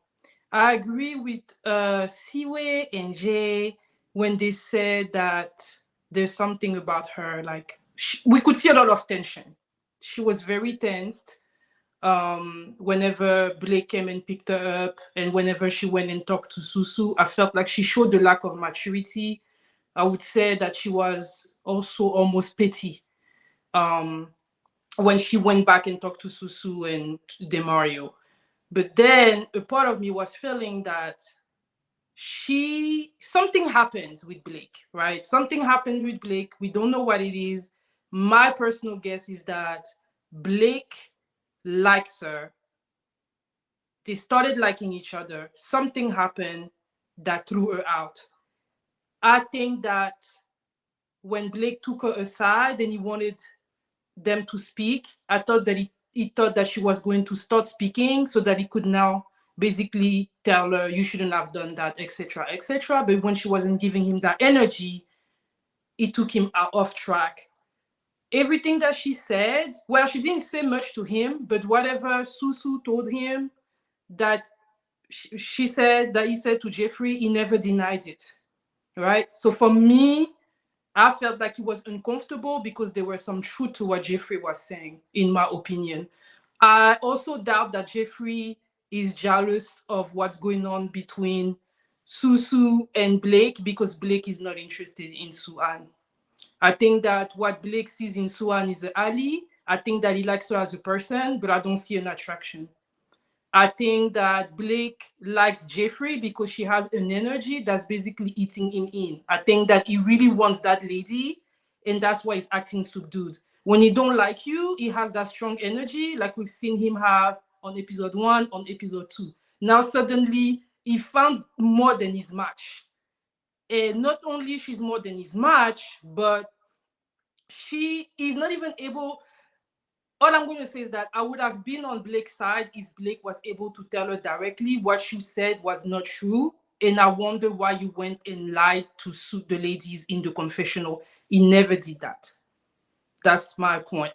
My other point is that I think that she was petty when she went to Suhan and Demario, but I think that she did it because she wanted to confront Susu, because she knows that Suan went and told him. So I think that she went there because she was trying to tell him, well, you went and told him what's going on, which I don't think she said that, but I think she went back to her to tell her basically, well, we talked and he didn't even want to tell me what was his problem. You know, that's what I think she was doing. I don't think that she really wanted their opinion. I think that she just wanted to bring up a fight, which is why I think that she has a lack of maturity. She knew exactly what she was doing.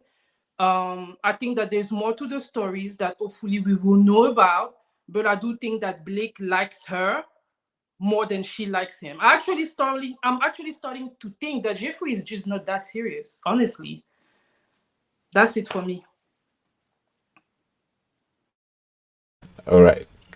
I just wanted to say, like, I definitely don't see it for Jefferi. Like, I don't see what the attraction is, to be fair.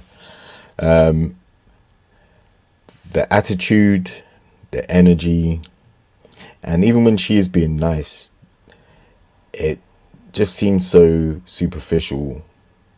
But I don't know her personally. It's just my assessment, right? I think she definitely tries to talk down to people or thinks she's above people. And I've got that from the interactions I've seen from over the course of the last few episodes. So when she was told that she was in the bottom, again, she brought Blake into the equation by saying, yeah, I bet Blake put me down. He doesn't have that power to do that. Yeah, like, even if he was the one that said, yeah, I think Jefferi should go home, you got like, what, 4 or 5 other guys there. So they all had their opinion of her, which didn't align with what she thought either. So she may think she's the prize and all of that stuff, but I think in her interactions, she seems quite flawed to me. And that's human, that's natural. But with the interaction with Blake, when Blake pulled her to the side, I think he wanted her to actually repeat what she said to the ladies rather than what Susu said to him, right? I think even though he wanted to pull her to the side, I don't think he wanted an aggressive, elevated argument about it. I don't think he wanted to cause a scene. The reason why I think that is because he's been in the bottom every single episode. So he knows that if he gets into a confrontation with her, he's definitely going home. So I'm not saying he wants to definitely stay on the show, but I think he wants more time to get to know some of the ladies without getting into a confrontation with someone who he obviously doesn't get on with anymore. So when she decided that she wanted to play dumb, she wanted to play smart dumb cat, which is basically, oh, what specifically is it you heard? Yo, it wasn't anything specific because it was everything you said. There wasn't one thing. It wasn't just one minor thing where you said, yeah, Blake is da da da da da. No, you went in on Blake hard in the ladies' lounge. So yeah, and it may have come as a surprise to him because he wasn't there. He wasn't present. So maybe he's surprised that she went that hard in trying to destroy his credibility with the other girls, like leave a cloud over him. Yeah, Jefferi, to me, I just don't see it. I just see bad vibes, bad energy, and I don't like to necessarily think of her that way because, like I said, it's nothing personal. But out of all the ladies there, she's the one that seems to be courting the most drama. And I know the producers might like that, but for me, it's like, nah, you're there to find a relationship, find connections. If some people you might not be feeling, but you just don't dismiss them in a way which is going to make them come back and vote you off. Yeah, like you can be civil about it, and there's a room for civil discourse all the time. You're only going to feel one or two people, maybe three if you're lucky. So yeah, and also to Jay's point, I'll just let my plane land on this. To Jay's point, she actually was brazen enough to go and dress down Susu in front of her other connection, which is Demario. Demario, right? So and he just sat there sipping his beer and kind of acting like, man, all this drama. So that again is a turn off to someone like him. You know what I'm saying? He didn't even want to step in and defend her or anything. So yeah, Jefferi's doing too much for me. I know she has fans and supporters, but I'm definitely not one of them. That's a fair point. I can't lie to you, it's a fair point. Any more additions on the Blake and Jefferi saga? Jay and Sam? Yeah, I'll just say this. I'm gonna put my cape on. I'm gonna put my cape on real quick. Hold up. Let me cape up real quick. Woo! No, but no, this is hypothetical. I really don't know. Y'all gotta, because I seen this a lot, and we had it in our Discord earlier. Why did he move upstairs to where everybody is? We're on a boat. Mind you, a yacht, if you ever been on a yacht, as much as it looks big, a lot of times it's really not. And then if production cuts off certain areas of the yacht, we only have so much space that we can go to. And I feel, me personally, I do feel like he might have tried to pull her away and went upstairs, and then everybody followed. And I think that's also why the conversation went the way it did, because if I want to address something that I gave you and I shared with you in private, I don't want to do it in front of everybody. So if everybody starts migrating to where we are for whatever reason they're doing it, and the production could be doing this play or whatever, I don't know what the case may be. I wasn't there. I don't know. I'm speculating, but I'm not going to completely open up and address it. And so, like I said, in that moment, yes, he should have opened up and addressed it. That's on him, because we have seen him in the past have no problem saying whatever it is that's on his mind, however he wants to say it. So that's why I feel like whatever went on and what was said was something that was near and dear to him, why he was so hesitant to open up and say it right then again to her, and was trying to get her to say what she said more so than anything. Because it shouldn't have been that hard to say, hey, you said I was controlling, you said I was this. Where did you get that from? That could have been simple like that and just had the conversation. But whatever it is that was said must have been something that he didn't want everybody to be in on. And I feel like he had a vulnerable moment with her, and she's been using it against him because she don't like something he did, some way he moved, or whatever the case may be. Now, that's just my opinion. Y'all don't have to agree with me. I'm not trying to make y'all feel any way about the girl. This is just what I'm seeing and what I'm gathering from what I see. Sam and then Sean. So Jay, I agree with what you said, the beginning part. I do feel that if someone wants to tell me what their grievance is, they need to be able to tell me exactly what I said that bothered you. That's, I think, the minimum that he could have done, but he didn't do that. And then another thing for me that makes me look at Blake on the side eye was that when Susu gave him the news, he said that he was in fear that people think he's controlling. So why would you be in fear? Maybe because somebody said that about you before? I don't know. I do think that I think that he really liked her. I think that he really liked her, but I think that she's playing game. I don't think that her doing all of that in front of DeMarco is going to stop him from continuing to pursue her. I kind of disagree with you all, gentlemen. I don't think that Jefferi kissing Marc Anthony is going to stop those men from trying to get at her, because I think that they may not, most of those people might not be really there to even really look for love, but they just want to mingle. So I don't think that DeMarco is going to stop talking to Jefferi because of what happened with Susu. Now, when it comes to Susu, I like the question that she asked Jefferi at the beginning when she asked her if maybe she misunderstood what was said. But I do believe that she's a pick-me because she took on a problem that was not hers because she liked Blake. If you like Blake, focus on your relationship with Blake, and I wish that she didn't do that because she's going to have a hard opening. I don't think that Blake likes her like that. That's it for me.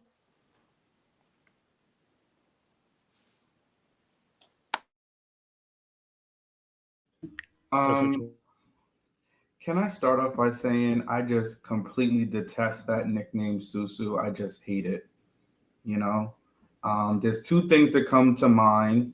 That Caribbean Ponzi scheme that people play and swap money. I think that.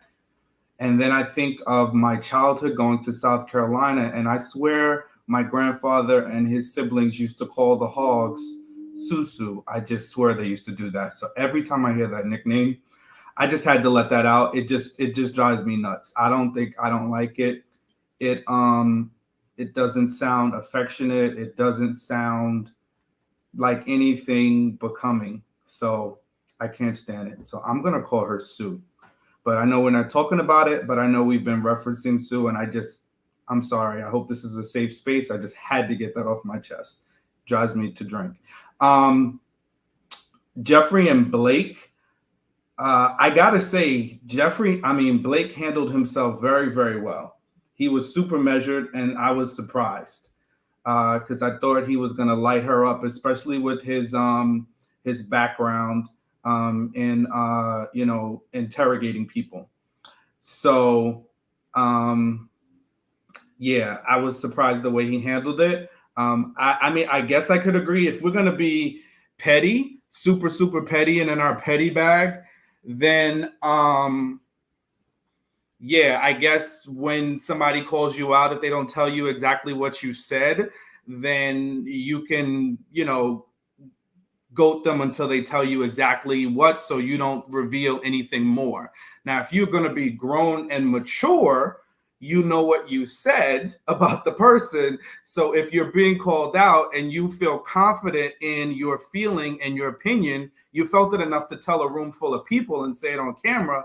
So I would say if you want to err on the side of maturity, then be ready to say what you said. You said it in a room full of people. Why would you be shocked that it got back to the person? Nobody has an allegiance to you.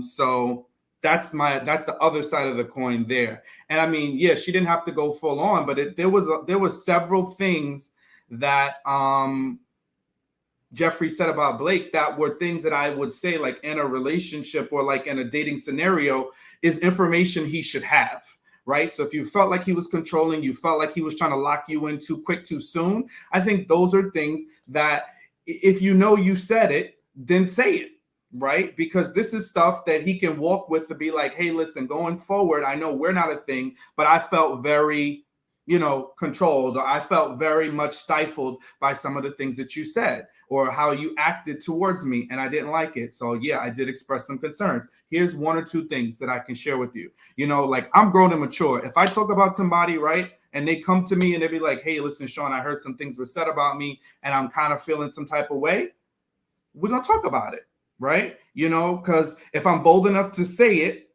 I should be bold enough to own it, right? And then deal with whatever the repercussions may come, because I think too often people are so comfortable saying whatever they want to say, but then they don't want to deal with consequences that could come with that afterwards. So I think we should be careful. If you want to reside in Pettyville, then just be more measured with who you say, what you say, and who you say it to. Because if you say it in a big room where you don't have allegiance to everybody in that room, don't be surprised if it comes full circle back to you, right? And then be prepared with the consequences that could come from that. So I guess somebody's calling me out on my petty right now, but they're going to have to go to my voicemail. So that's my feelings about that. Is that a house phone? No, that's my ringtone on my iPhone. Why is it giving? Why you seem perturbed about? I do have a landline though. Bring my line. I do have a landline. Because I'm like, who got the house phone? That's my ringtone on my iPhone. You need to Ellen, change that. go away from me. An old person ringtone. Go away from me. Yeah, you need to change that. Why is that your ringtone? Jesus. Someone really wants your attention, bro. Better take it. Please go. Please go. Got a little late night action. Right. Ain't nobody calling at this time that's sensible. Late night action, sir. It's 10:30 in New York. What is going on? What's going? Ask him again. Ask him because they ain't reading their Bible. That's for sure. Okay. Any other thoughts, guys, on Jefferi and Blake before I shift it to Jefferi and Sue? Lord, let's just shift it. I'm ready to get off of Jefferi and Sue. Jefferi and Sue, then. Okay. Jefferi and Sue. That she's never even been on my list in any lounge. What Jefferi is saying about Blake doesn't affect my connection with him. I think some of us are definitely on this journey ready to love, and I feel like Jefferi is ready to lie. Well, Jefferi came over there to have a conversation, and it didn't go the way that Jefferi, I guess, thought it would. She proceeded then to call out Suan as... I wish you had an Anchorman clip where he'd be like, well, that escalated quickly. 0 to 100. Jefferi said, listen, I'm from around the way. I came here, but I ain't going to leave here with... I'm going to leave it with something. Yes, Suan. Here's my thing. Suan is like one of these girls who be my man too loud. First of all, even if Jefferi is lying, you don't know Jefferi or Blake to be getting up on this confessional talking about you believe that Jefferi's lying and you believe Blake. That's the reason why she's a pick-me. She's a pick-me because once she's delusional, she's not aware of her actual place in Blake's life. That's what makes her a pick-me. But number two, the episode was called The Advocate for a reason. She's advocating for a man, going hard for a man that she doesn't know. She does not know if Blake's lying. The same way she doesn't know if Jefferi's lying. So the best thing to do is, look, you brought back the message. He said it wasn't true. I don't know neither one of y'all. So let me stay out of it. Instead, she's going so hard advocating for a man that she doesn't know. There's a lot of people who won't be my man about their husband because they know you say stuff too loud, you make a fool, let alone a man you just met. That is very pick-me energy. And that's what I have to say about that. I will say that Jefferi did come at Suan crazy. And she shouldn't have came down there coming at Suan like that, because at the end of the day, that energy should have been for the person she just left the conversation with. She didn't need to be coming at Suan, because Suan didn't do nothing wrong by going back and asking Blake a question that relates to her. Because if you're saying that he only likes you, Suan has the right to ask him a question and bring it back to him about that particular situation. But so she has a right to bring back the information. But yeah, I don't know. I don't like it. I don't like her caping for a man she doesn't know. It gives very insecure and delusional. Wouldn't be me. Mm-hmm. Who wants to tackle this next? Right. Okay. I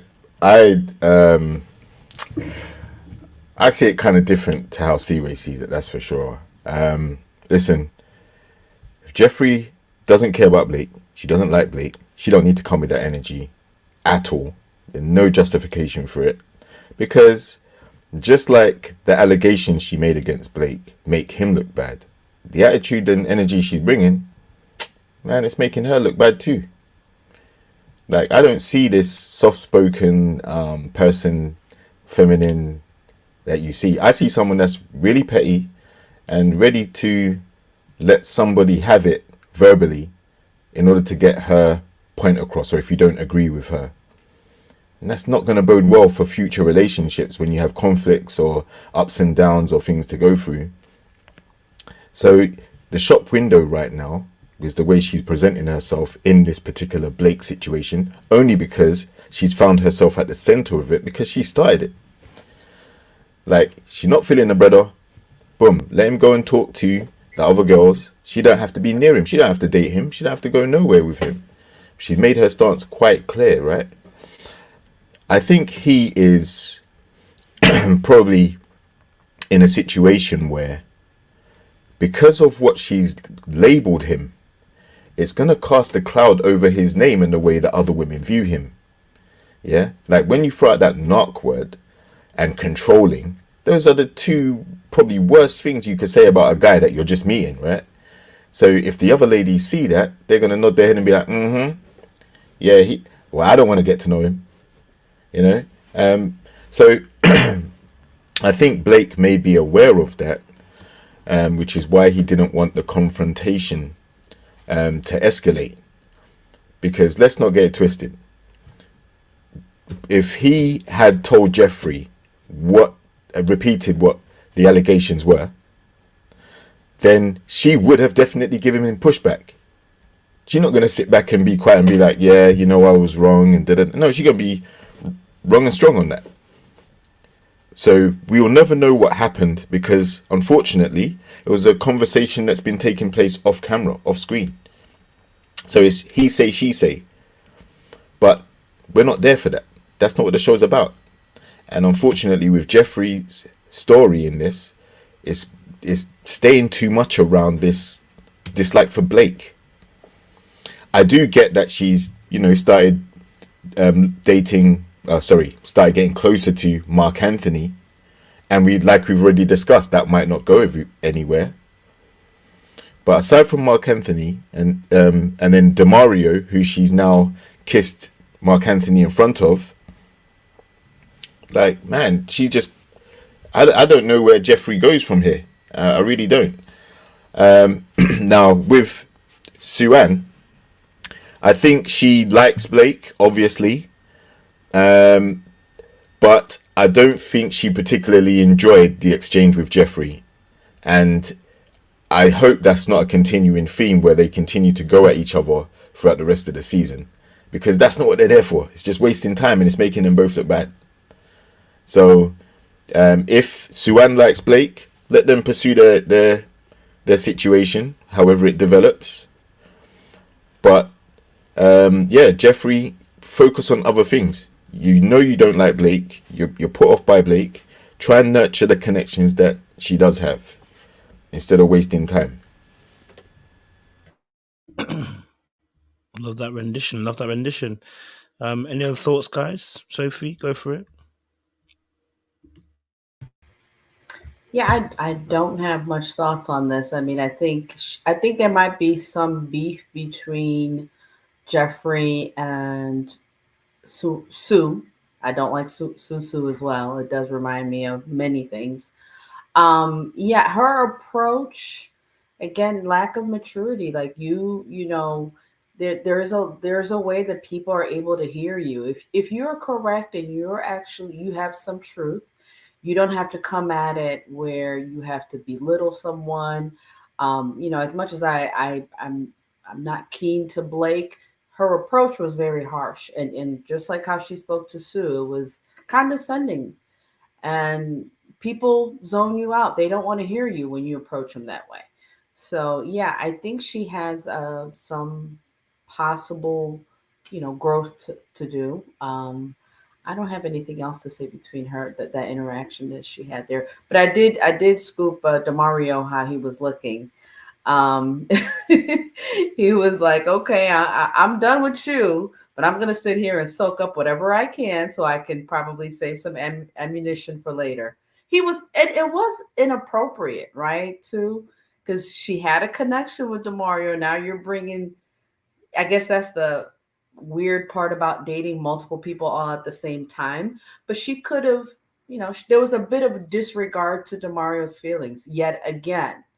So I kind of feel bad for him. I think he's one of the few people here that possibly have put in some work and is at a place to be like, hey, I'm open, I'm ready, I can be vulnerable.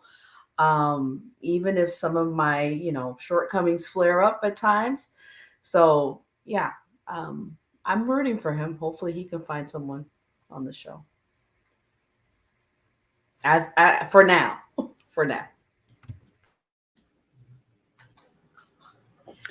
I just want to highlight the irony of the situation here. If you guys missed it, besides the facials that she was given after Suan said, ain't nobody voted for you in the men's lounge. The irony of it is you came down, you went to Blake and you sat down with Blake and you played dumb in his face when he didn't directly tell you what the problem was. Now here you come down to Suan and you gonna indirectly try to tell her about herself going to talk to him about it. Sweetie, if you don't knock the foolery off, you should have just went down there and just straight out said, hey, you tell him what I said up in the ladies' lounge, woo, woo, woo, this, and let's get it popping, instead of trying to talk about, I just had a conversation. I want to know what you guys think, and not listen to nobody when they tell you what they think. Okay, you was not trying to hear any of the conversation. You was just trying to really come at Suan. You was trying to send for her and you got your ticket rejected. That's what that was. I need you to be direct as you wanted Blake to be direct with you in that moment. And I just give Suan her props in that moment because she said, I told him what you said and it is what it is. Or whatever. And so in that moment, she started getting So you want to come at people, you especially the women, be prepared to come at the women and they come back at you. Okay, it's a different fight when you come at a man. It's like he can't really come back at you the same way that you might think, or whatever. But women can come back at you. You a woman. And if we want to get the tussling all up across this boat, that's what we can get to doing. It is what it is. But you was not prepared and you thought you was just going to try to call her out for being messy, as you want to put it, and putting her cape on and all this stuff. And it backfired in your face. You should have stand 10 toes down and said, hey, sis, I understand that's your connection and all, but please do not go back repeating anything I tell y'all in warning, because I was trying to look out for you. And then that's the other thing. She tried to hit the girl code on her. I'm just trying to do this for you. Okay, if I warned you, I'm saying if I warned you once and you don't want to hear me out and you want to continue to date this man, well, by all means, bye, sister. I told you. That's all I got to do. I owe you nothing. You owe me nothing. We are not real friends like that. So me telling you my experience with this man, and that wasn't enough for you, by all means, have at it. Have at it. I don't need to come and keep trying to taint him, in your opinion, every single time. And clearly it still ain't working, because Suan got up in that confessional and said, no matter how you feel about it, I'm still going to date the man. So it is what it is. Let it go. Let it go. Yeah, I think that was a clear example of that's triangulation, right? Because she tried to isolate Blake and then, use the ladies to say something about him and isolate him and then got called out. And that's my problem. Now, I would say two things can be true at the same time, right? So it's not that I'm a big supporter, and I don't think anybody else on here is like, "Oh, we see love between Suan and Blake, and we're rooting for them right now." No, that I'm not saying that. I don't want to speak for Jay. I don't think she's saying that, or JR, or anybody. What we're saying is we are calling out Jefferi's bad behavior, right, and how she managed the situation. I'm not even calling her a liar.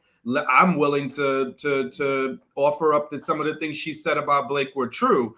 But what I have issue with is if you said those things, then be prepared to defend them. Be prepared to speak to them. And then if you don't want to talk about it, which you have every right to do, don't now circle back to Suan and try to like dredge up, well, what did you say and why'd you say it? If you don't want to talk about it because you don't have any specifics, there's no need for you to talk to Suan. It's done. You left the conversation with Blake. We're done. We're good here, right? You agreed on that. So be done and be good here and nurture the connections now that you do have, because now you got one less for sure. And you might have several others depending on how things play out from the other fellas, seeing how you reacted. So be strategic, be smart, because you playing around trying to make an enemy out of Suan. She could be a pick me or a pick Misha, or she could be a non-picky, whatever she want to be.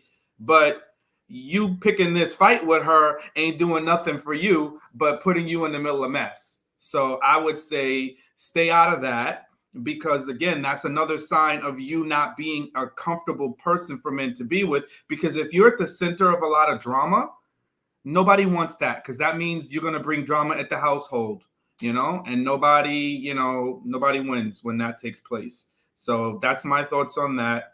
I really think she should have just, if she wanted to keep it at, she's not going to talk about whatever she said about Blake unless it's directly brought to her, then keep that same energy. Leave Suan alone. Sometimes you got to have information and keep it in your back pocket. That's the smartest person.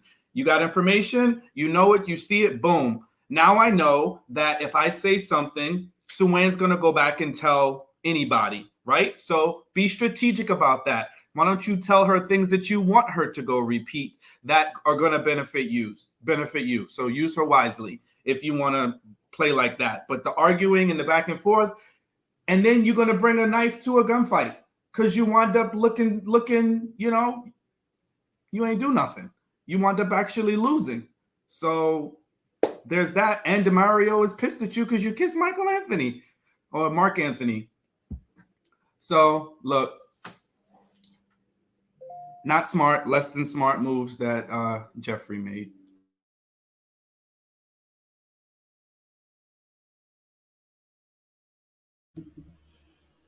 Who's next? Go for it, Sam. So yeah, a lot of things that everybody said, I agree, some I disagree. I do agree that, well, I said it first. I thought she was petty and immature, and I thought she came to Suan and Demario because she wanted to fight with Suan. Because if you think about it, as soon as she realized that Suan went and told him, that's when she went to them and they had the back and forth. As I've said before, I like the question that Suan asked her, which was, do you think that maybe you didn't communicate well? I do feel that if Jefferi came with a different attitude, maybe a discussion with Suan would have been less tense, and that would have been good for the both of them.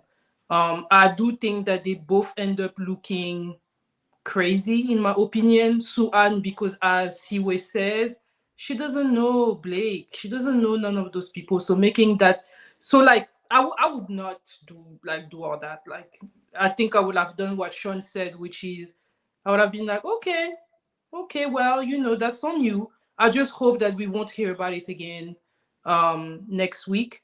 The one thing that I do disagree is that I do think that Demario is going to stay with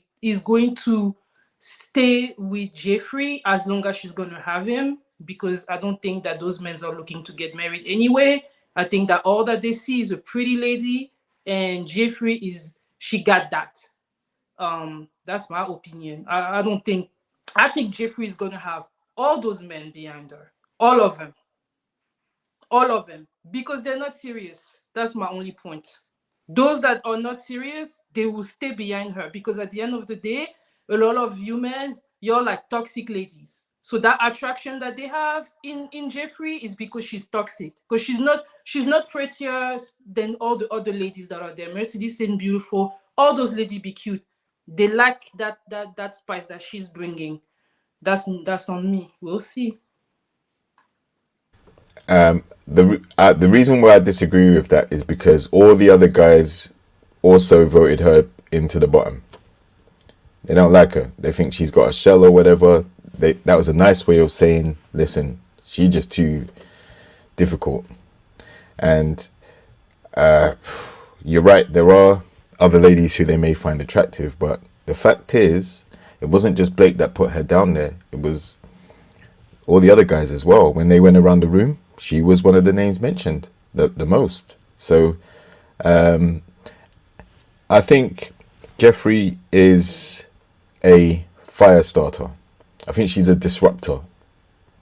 Right? From what I've seen, she's been at the center of most of the controversial parts of this season. Right?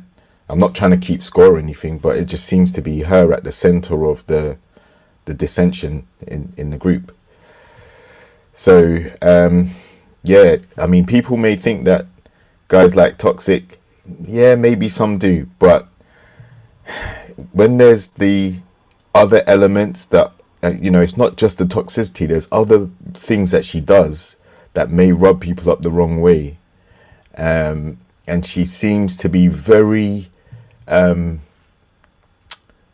won't say self-centered. I'll say she lacks self-awareness. Why? Because there's like the settings where she's doing these things, the ladies' lounge, for example, like that's gonna obviously pollute people's mind about Blake, because all of his potential suitors are in the room. When she's addressing Suan about what was said, she's not even thinking that Demario's sitting right opposite, swigging his beer, rolling his eyes, trying not to get involved.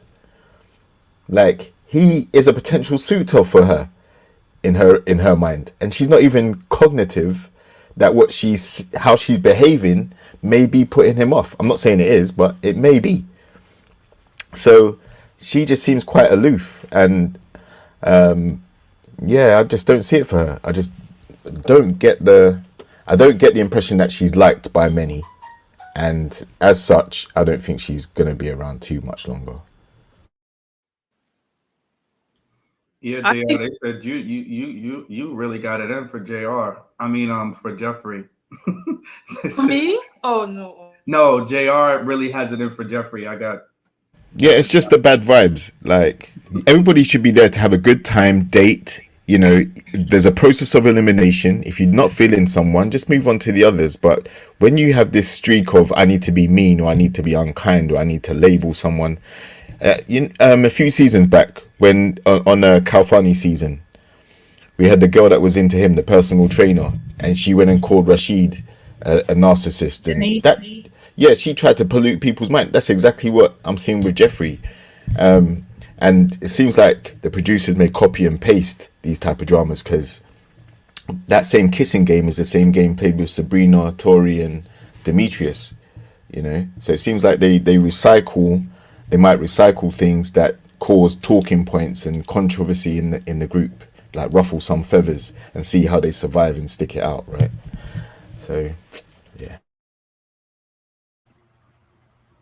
Well, I guess we got to thank the producers. Now we up here talking about it. Indeed. Lord, I'm ready to move on from it. You'll be delivered. Me Don't too. worry about it. You'll be Tell delivered. us how you really feel, Seaway. Any other thoughts? Any other thoughts, guys, on this before I move it? Moving forward. Shout out to Miss Misha. Moving forward.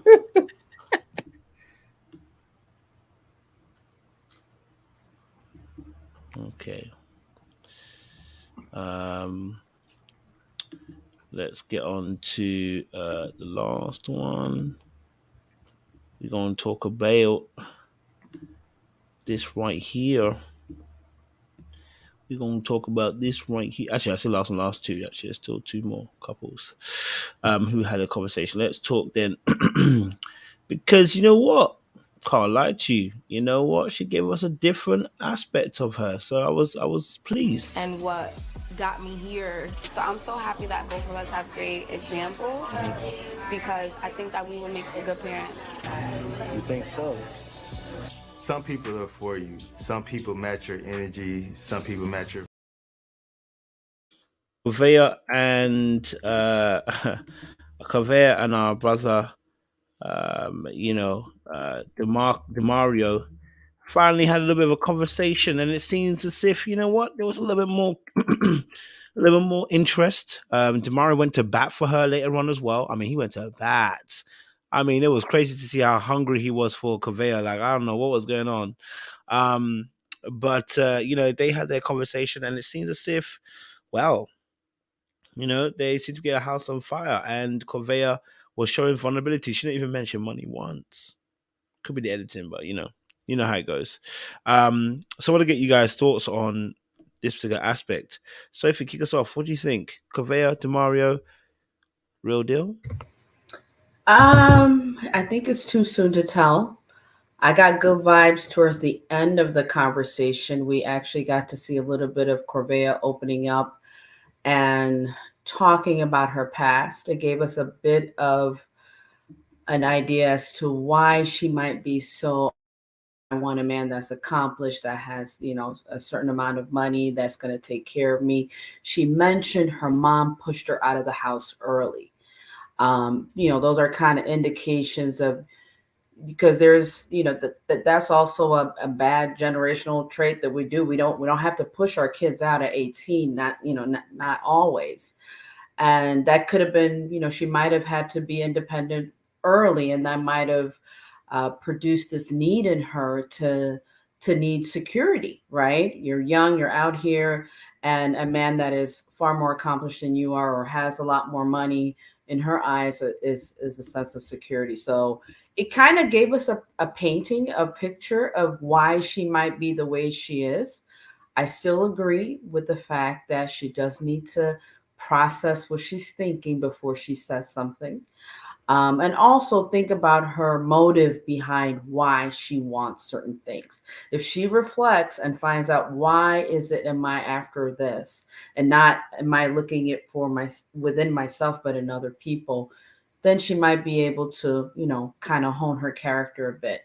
I think she got a little comfortable with Demario. Because he showed interest, he was listening, he understood her. And so I saw her guards come down just a bit this time. She was a little bit more vulnerable, a little bit more approachable. It has been a while since I don't remember clearly what their conversation was about, but I do remember the ease, the good vibes, the trust that could have been developed between them. But I am waiting to see some more to go forward. I think maybe Demario also was looking for something to make him feel better after the whole Jefferi situation. And maybe his heart was very open to receive somebody new. And so he was open to Corvaya. And I hope in the back of his mind, he's not doing this to get back at Jefferi. Right. I hope this is not subconscious. You never know. He might not even be aware of it. He might not even be aware that it might make his heart feel better and his emotions feel better. But again, what is your motive behind what you're doing? And going back to, why did I get on the show in the first place? Am I ready to love, or am I ready to play, to lie, to hide, to, do some flips? So, yeah. That is yet to be determined. I want to see at least one or two more episodes of them interacting. There could be something there. Love that. Thank you very much. Kicking off strong. Anyone else have the same view or different point of view? Anyone else got any additions to that conversation between Corvaya and Demario? She was showing some vulnerability. She told us where she came from, you know what I mean? So anyone else want to jump in? Who's ready for it, baby? Sam, go for it. Thank you for volunteering. I think Corvaya should have started this way. It's too late. She needs to go now. That's it. And Demario, he just wants more option. That's why he's like advocating so hard for her to stay. That's it.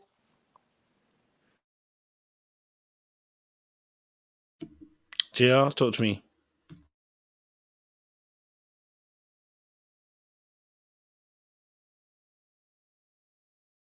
You're muted, JR. Oh, so yeah, I agree with both of what you said. Like, I think when it comes to Demario, he now has to shift his energy to look around the room again, to see who he can connect with. I don't necessarily think him and Corvaya are a match, but I think because she doesn't lead with the I want to be supported, I want you to spend your money on me, lavish me, treat me like, because she hasn't led with that with him, he may see that as something quite significant, like she's showing a different side to him.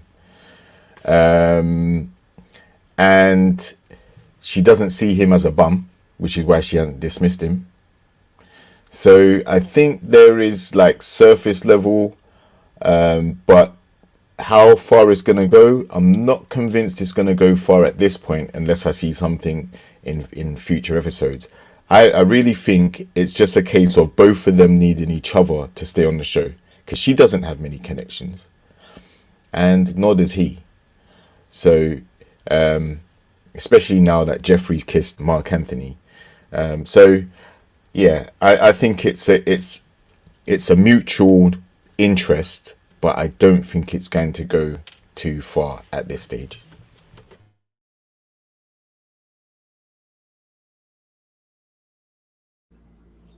I didn't feel nothing when I was listening to their conversation.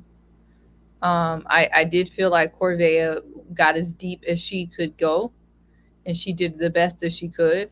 I do think there's a lot of people out here who are not that deep, just in general, and I think Corvaya is just not that deep as just a general matter. So I mean, I do think we learned a lot about her, sincerely, but I just didn't feel nothing from their conversation. And I agree with everyone about Demario was going so hard because he was trying to play chess and not checkers, but it wasn't even that low key. But he knows if Corvaya goes, he's going to be shortly to follow, because I mean, what does he have going on at this point, right now either? So I think that's what it was about. It couldn't have been about Corvaya. He doesn't know enough about her to be going that hard about that lifeline. So that's what I think. But I'm actually kind of surprised that Demario, he has one kid or none. It's either one or none. Y'all let me know in the comments. No, I thought it was none, but I thought someone else in the comments won. But yeah, thank you. I remember it being none. He has no kids. I think he's relatively attractive, and he has like the build that a lot of women like. So I'm kind of surprised that he's not more of a hot commodity, to be honest. I find that interesting that the women aren't gravitating towards him. Maybe he's a little bit drier. I don't know. But to me, he would be one of the ones that people gravitate more towards, and they're not.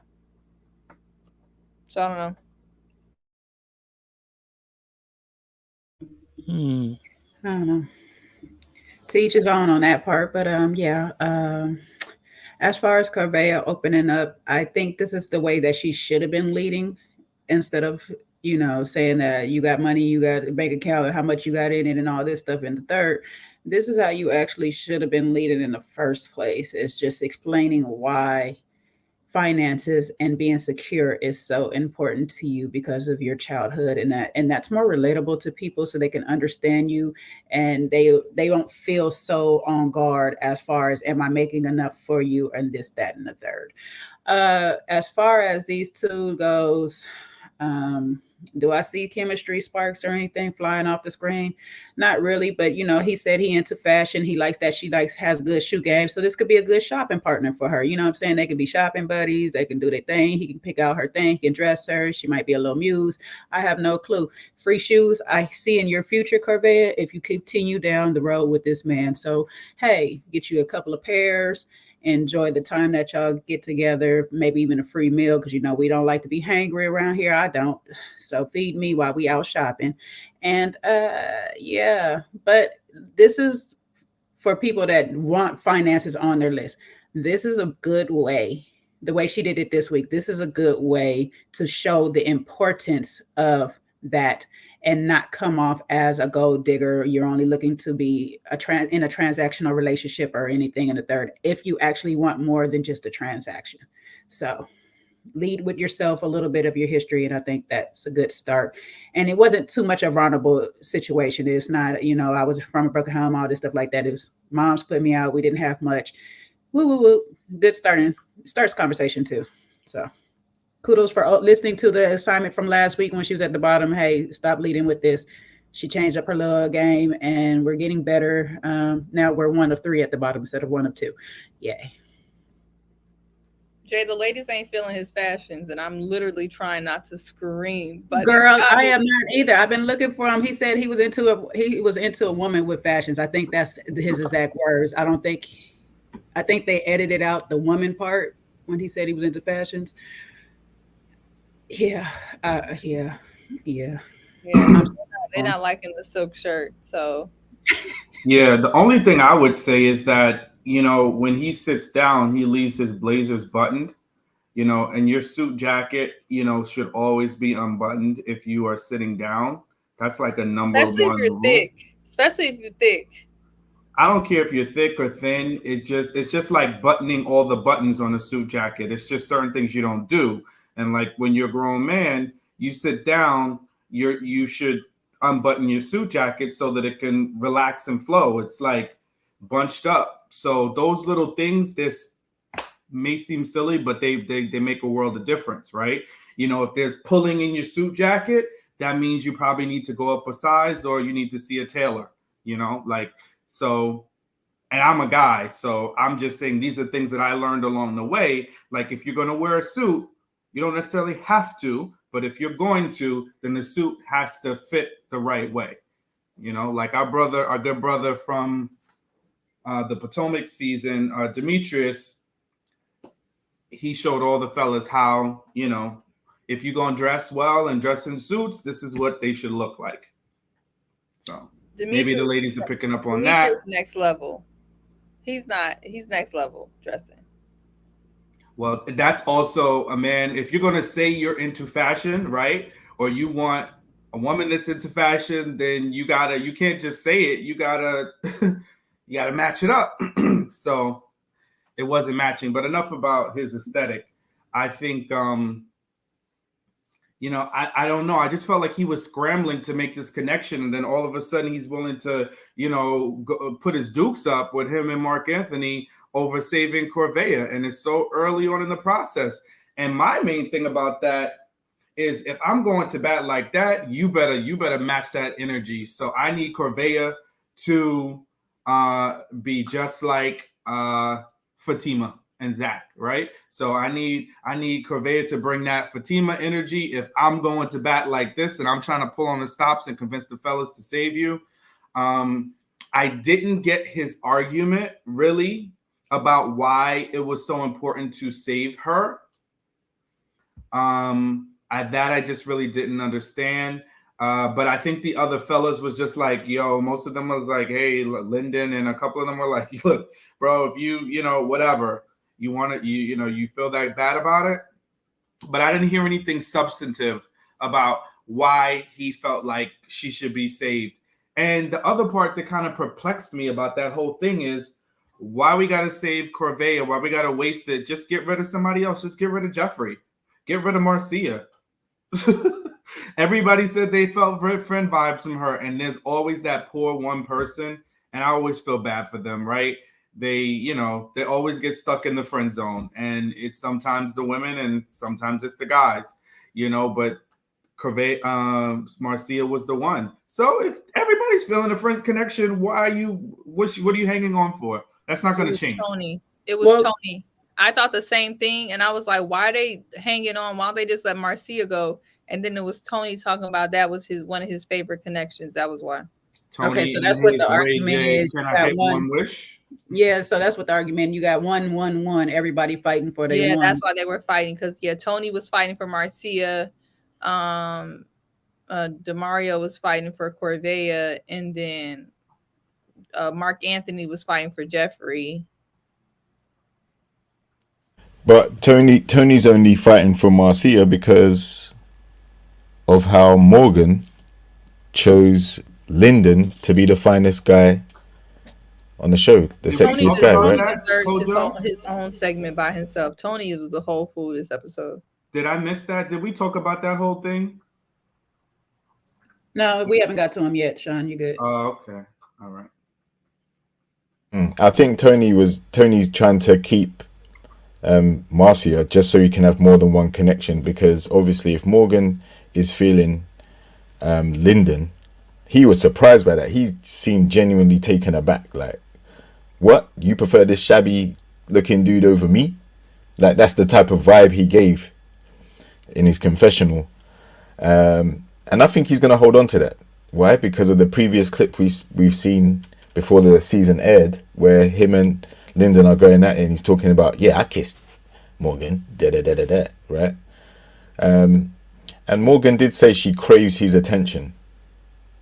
So I think he definitely is trying to just play safe and keep Marcia there for the sake of it, rather than genuinely thinking he has a connection with her.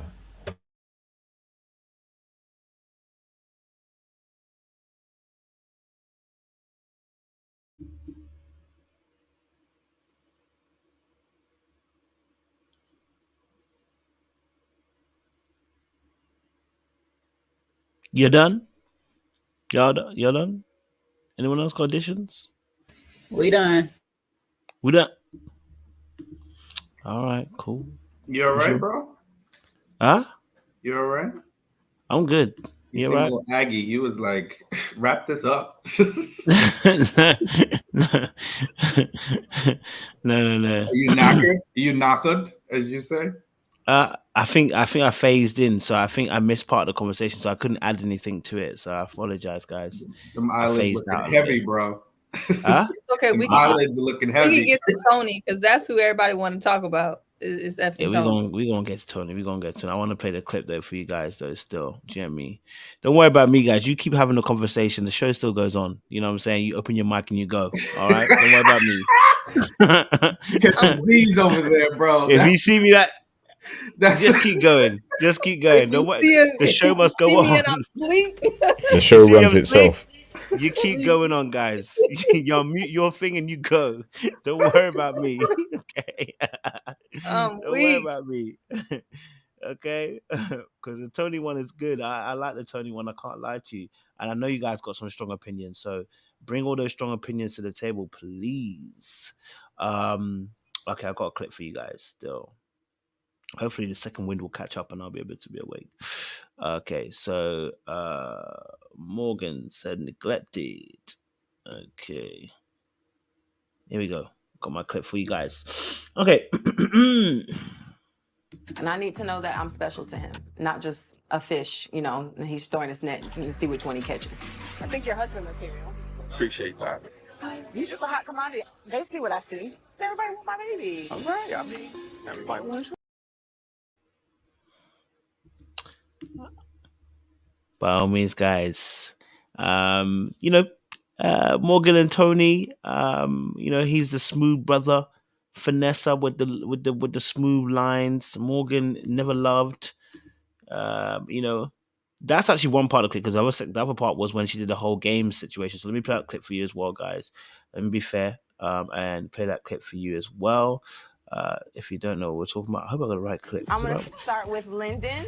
Ooh. That's right. Go ahead, girl. That's right. And then I'm gonna say Marcy.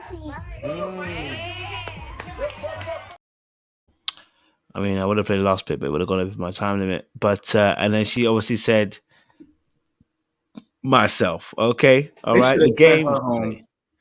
Woo, baby, why you so strong? Go for it. Yeah, no, I think that whole thing was ridiculous. Honestly, I think she was playing, and those you play those stupid games. She should have been in the bottom 3 at the very least. Have some words for her, because I felt like those rude words for Corvaya weren't warranted. I was kind of rude, but I think she deserves some rude words, because that was like, why are you playing in our face? Why are you? It's people that you have a connection with. So why? First of all, why are you calling out Marcia? Okay, then you're gonna be random with Lyndon, and then you're gonna call yourself. Boo, boo. She gets a boo.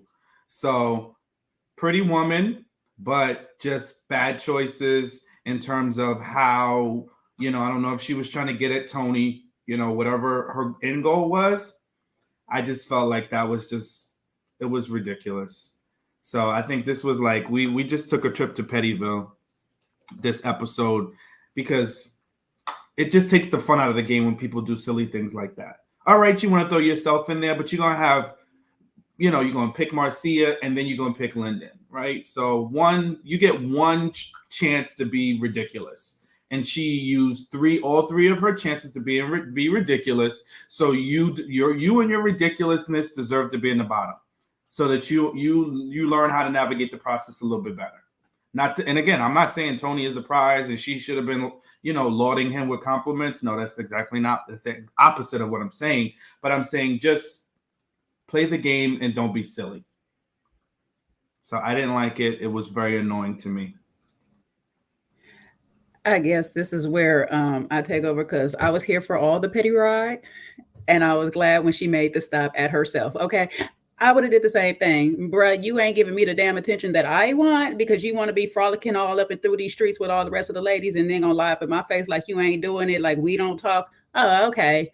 Bruh, stop. Lyndon was her other choice. She was on that double date with Lyndon and whatchamacallit. So yes, that was a good pick for her, because let me remind you, I did have him on a date with you. So he is a solid candidate for me to put up there. Now, when she went to Marcia, I was like, okay, that is definitely something I would do, because I would have picked all the women, really, because I'm not gonna let my connections know exactly who I got favored. And we've been arguing this point. Y'all like to know if y'all attractive or not and stuff. I'm not gonna even try to put myself in that predicament, and y'all not gonna have me up here saying that I do not find you attractive and all these things. Then y'all be crying on here for 4 or 5, 6 months talking about if you don't find me attractive, okay, please don't choose me. So I wouldn't have picked Lyndon either on that regards, because if I really don't find him attractive, I wasn't going to do it. And none of it had just been all women. So petty me would have been all for picking all the women, including myself. Probably even put Tommy up in there, because I know Tommy married and he's unavailable. I'd have did all kind of stuff. Now, do I feel like it was a direct dig to get Tony's attention? Yes, I definitely do agree with that. I believe that she was trying to do it just to get him to pay attention to her. Like, hey, if you ain't going to be choosing me, don't forget I do have options myself. Okay, this is still a game show at the end of the day. We still competing for this love at the end of the day. So watch how we play these games. You want to play and be all up in these women's face, watch me play and be all up in these other men's face. Do what you want to do. Okay, I'm a bad bee and I'm going to show you.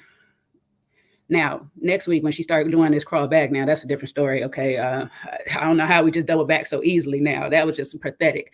But I told y'all from the beginning, I'm going to stay on my stance with Tony. I do not trust that man. I do not care for that man. Y'all can be blinded by however y'all feel he looks attraction-wise, but I just don't see it. So, and I'm not saying he a bad-looking dude. He's not a bad-looking dude. He's just not my type of dude. That's all. But I just don't trust him. And he does sit in some everybody's face, just agreeing. He's a yes man in their face. She said she want to go to the moon and back, and he like, I'll fly you there. Okay, sir, stop playing in my face. Okay, like you're not about to drive the boat that I want to be on and do all these other things. You're not that man. So stop playing like you're gonna do everything I asked for. And if they really smart, they really smart. I'm gonna tell you now. He ain't getting none of the nookie unless he do everything I done asked for or whatever, since he want to say yes to every daggone thing. Okay, stop playing with me. We're going to be on boats. We're going to be on planes. We're going to be doing all these things before he even get to see any color of my draws. So play if you want to. You talking about stupid games, stupid prizes, Sean. When you start saying yes to everything I sit there and throw on the table, be talking about I want to walk on water and all this, and yes, I'll help you. I'll walk with you and all this stuff. Okay, you're going to be walking for these panties all day long because you sound crazy lying to me in my face like that. Stop playing. That man played too many games, and I'm not here for any of them. Not the color of your panties, Jay. And y'all know it's no chonies on Friday, so you already know. He missing out on that day. Well, I think it's good for me to go after Jay because I have some advice that I think is different than what she said. I would go with my advice and not what Jay's saying 100%, but she's right about Tony. Okay. I'm going to say she's 100% right about Tony. I think we all know that. This is what I'll say. I tend not to give advice on this channel because I don't believe that just because you married, that gives you grounds to give advice. I actually believe the opposite a lot of the times. But what I will say is that a lot of my single friends ask me certain questions, and I see a lot of trends with my single friends, and I don't see these trends with my married friends. And I'm going to say one thing. If you are not prepared to play these type of games with these men, do not play them. Actually, I would say don't play them at all. Because if you do not have the confidence to really follow through on these games, meaning like Jay said, why did she circle back? Why did she bend the block? I mean, like play the game and keep it moving. If you're not there and you really are still interested with this man, you're going to lose. You're going to lose. I see a lot of my friends trying to play these petty games. For example, a man don't call her for 2 days. So the next time you don't call him for 2 days. A man don't text first. So now you don't text first. Or a man, this and that. All these games are not the way to build a sustainable relationship. And I feel like the people that I see doing that are not in successful relationships because these men are always going to play better than you. You think you can play, but if your emotions are all caught up in it, you're going to lose because she's trying to play with Tony. And the next episode, she right back in Tony's face. Also, Tony has a point. If you're not confident about his situation, then move around. If your little red flag meter is saying that he's telling you all this bull crap, he Tony from up top, he yes manning you, he telling you everything you want to hear, move around. Don't be uncomfortable with him and then try to play games and kind of embarrass him picking what's his face, Lyndon, who was actually completely flabbergasted at him being the finest man, which had me in tears. The fact that he was even surprised says everything that you guys need to know. He was surprised. It was a joke to him, okay, that he was the finest man in the room. That was a joke to him because he knew he wasn't. So I just hope that somebody, what they say, come on, somebody hear me. If you are the type of person that plays these games or saw Morgan playing this game and was like, ooh, that's my spirit animal, don't change your life. Don't do it because you see Morgan is the one that ain't had a serious relationship, ain't never been in love, and she's almost 40, if not 40. There's a reason for that. There's a reason for that. Because she's probably doing stuff like this. And I normally don't agree with Sean. Huh? Seaway speaking to me, y'all. Y'all know I'm happily not married. No, but Jay, you're in a serious relationship, and I'm not talking to you. But Jay, you go encourage. You know how Sean be talking about? I be encouraging people to jump off the cliff. You encourage people to jump off the cliff. Don't do it. Y'all know. Yeah, Don't listen to Steve, y'all. apologize. Listen to Steve. I'm bold enough to go through with it, but some of y'all not. So Because listen you're to not Steve. gonna. That's what I'm saying. You're not gonna bend the block. If you're gonna bend the block, don't go through with it, because the person who's meant for Tony and his nonsense is gonna be confident enough to like Jay said, to make him own up to all his bull crap. If you telling me you taking me on a world-class trip, where are the tickets? Book them now. If you saying that you want to lead me to Christ, where your Bible? We're having Bible study every Thursday. You have to be strong enough to make Tony not just be giving you lip service. If that's the man you want, it wouldn't be the man I want, but that's the man you want. If you ain't willing to do that, and you gonna be insecure about what woman he's smiling, sweating in their face, doing all that stuff, then that Tony's not your man. Move around. So that's my TED talk. That was on my spirit, because I get two stupid games, stupid prizes. From the woman that said she doesn't give advice, but just gave a whole lot of advice. I never do that. It was good. It was good advice, though. I do that sparingly. I try to let people do them, but this is something that was on my heart. We got to stop doing this. Listen, when you got a word, sometimes you get the unction of the spirit. You got to go where it leads you. You don't trust Tony is for a reason. He ain't a trustable person. He ain't a trustworthy person. That's it. Let him use you. You got anything else? When we get to Tony and the other person, I got plenty, but that's all I got for Tony and Morgan. Yeah, they said pass the collection plate. Let somebody else that's married go ahead and go. Sammy, you go ahead and go, because you know I'm not. I'm gonna push everybody off the cliff with me, because I ain't dying alone. I probably will surprise you, but I'm kind of with Jay on that. I mean, she was just a game. Like, Sean, you're not fun.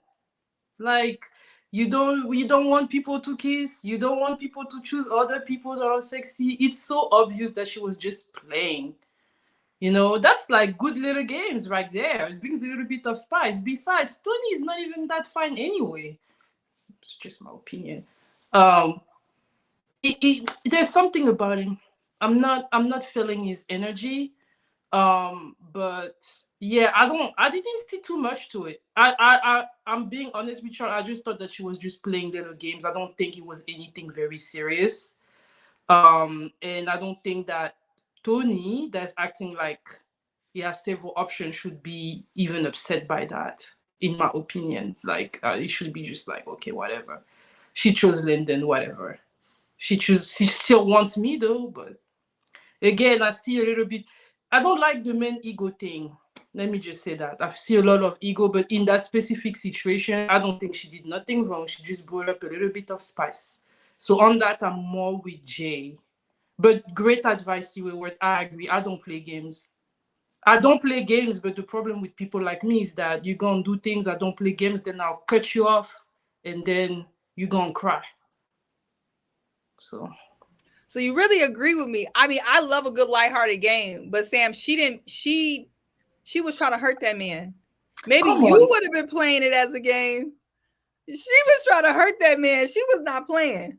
She was not if playing. He's hurt, that means he's not confident. Because he may not be. He may not be. Lyndon even himself was surprised. So I feel what you said. I agree. We should be lighthearted. Like, the game should be a game. But I think she plotted that out. She knew what she was doing. I thought she made it obvious that she was playing, even when she chose herself at the end. That was pure playfulness. That's it for me, y'all.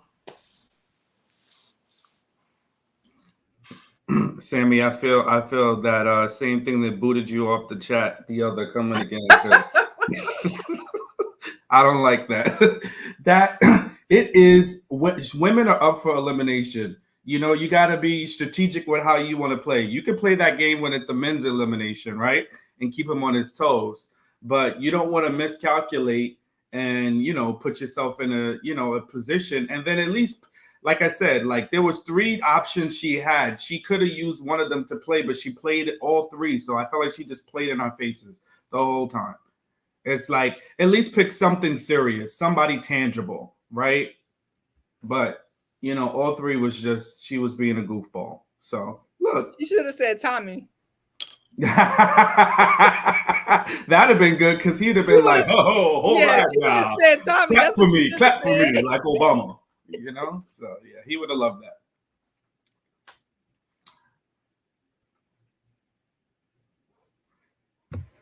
Any other thoughts? Yes. I would add in, so I don't know if any of you noticed, but she did call him baby, right? That's my baby. There was definitely some terms of endearment, which I thought was a little too soon, or maybe something transpired. So maybe they've gotten intimate in some way, because she definitely, some of the insecurities, where did they come from? Why all of a sudden do you feel like I crave his attention? Usually it's soon after you get pretty close to someone. I'm not saying they smashed, but something might have transpired between filming. So I think that definitely added to her playing games or not feeling secure. Tony, his eyes, right? He's very mesmerizing. I don't trust them. Again, I think the seduction, the deep voice, all of that could get women wrapped up, and oh my goodness. But look beyond that, look deeper in his eyes. Yeah, he is something to definitely reckon with. And you can't play a player. I mean, you can try, but it's definitely going to be a battle. Maybe she got in too soon with him. That's the kind of vibes I'm getting from this situation. The terms of endearment, her intentionally trying to hurt his feelings by picking other men and herself, and just calling him baby. And as we see in the next episode, going back to him again. I think she's definitely feeling him physically.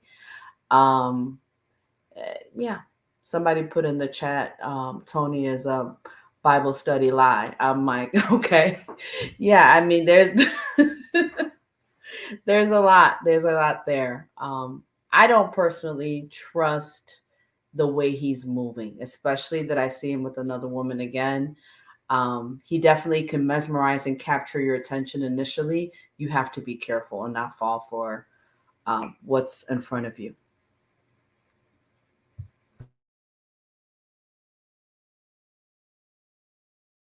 Okay, so JR and Kojo sleep. All right, let's go. No, I'm still here.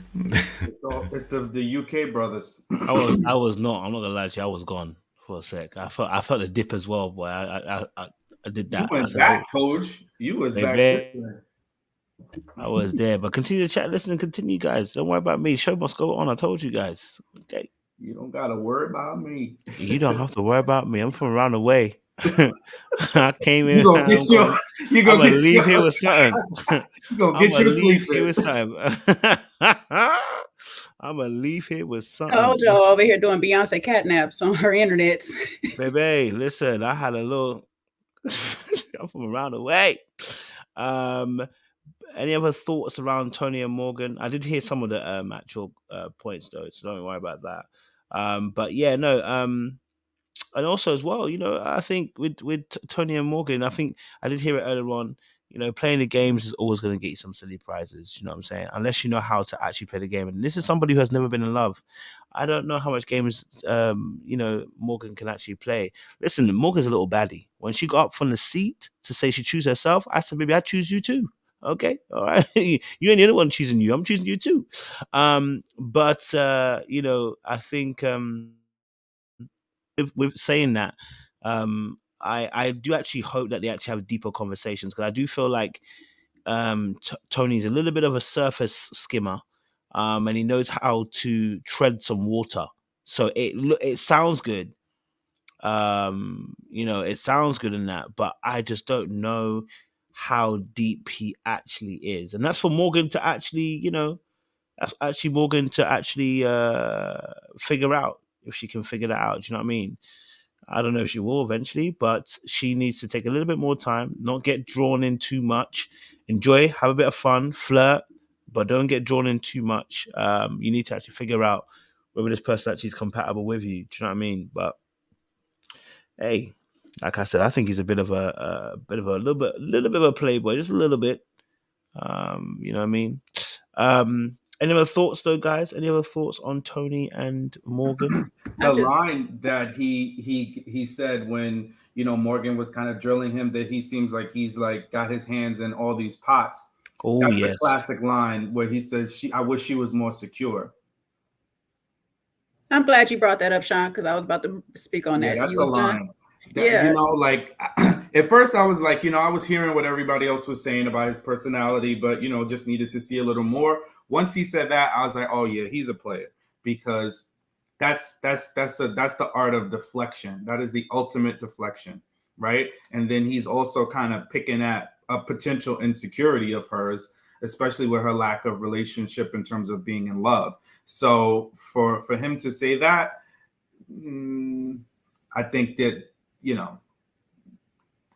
I don't think that was the right way to say it. Now, what he could, because somebody said that last season, matter of fact, and it's funny how it worked out, because didn't Mike was saying that about Brandy when she was talking to him about stuff with Kayla, and then when he met her family, he said, what you say? I think it was about Kayla. He was saying Kayla was more. No, he said it about Brandy to her family. Because I think he was saying, like, I wish she was had more confidence. Okay. So yeah, I don't like that. I don't like when because it's like you're pushing it back on the person, and she's telling you something about your behavior that you're doing that's making her feel like you're not valuing her, and then you're gonna throw it back on her and say, oh, you need to be more secure. No, how about you need to do things that are making her more secure? You need to reaffirm, no, I'm really invested in you, but I'm trying to navigate the process, right? But she also mentioned that he's not necessarily that communicative with her either. So there were some valid things that she brought out that didn't really sound like insecurity to me. Insecurity is like, oh, she's wanting you all to herself, blah, blah, blah. She has a problem every time you're in front of another woman, right? Then that's insecurity. But this is like, I'm feeling like, are you into me or not? And you saying one thing, but your actions are not lining up. So I think he skirted around that. My long-winded answer around that. Yeah, and on the short note of that, I'm glad you brought it up, because y'all want to sit here and talk about her playing these games, these stupid games or whatever. That was a secure move. That was a confident move that she did right there, to do that in that moment. Because if you're insecure, you wouldn't play that game like that. If you're not sure about where you have this man, you wouldn't play that game like that. But she already knows she really do have him in her back pocket or whatever. So she was able to make that move, and he fell for it. Now, that's what he get for trying to call her insecure or less confident about the situation, because look how it backfired in his face.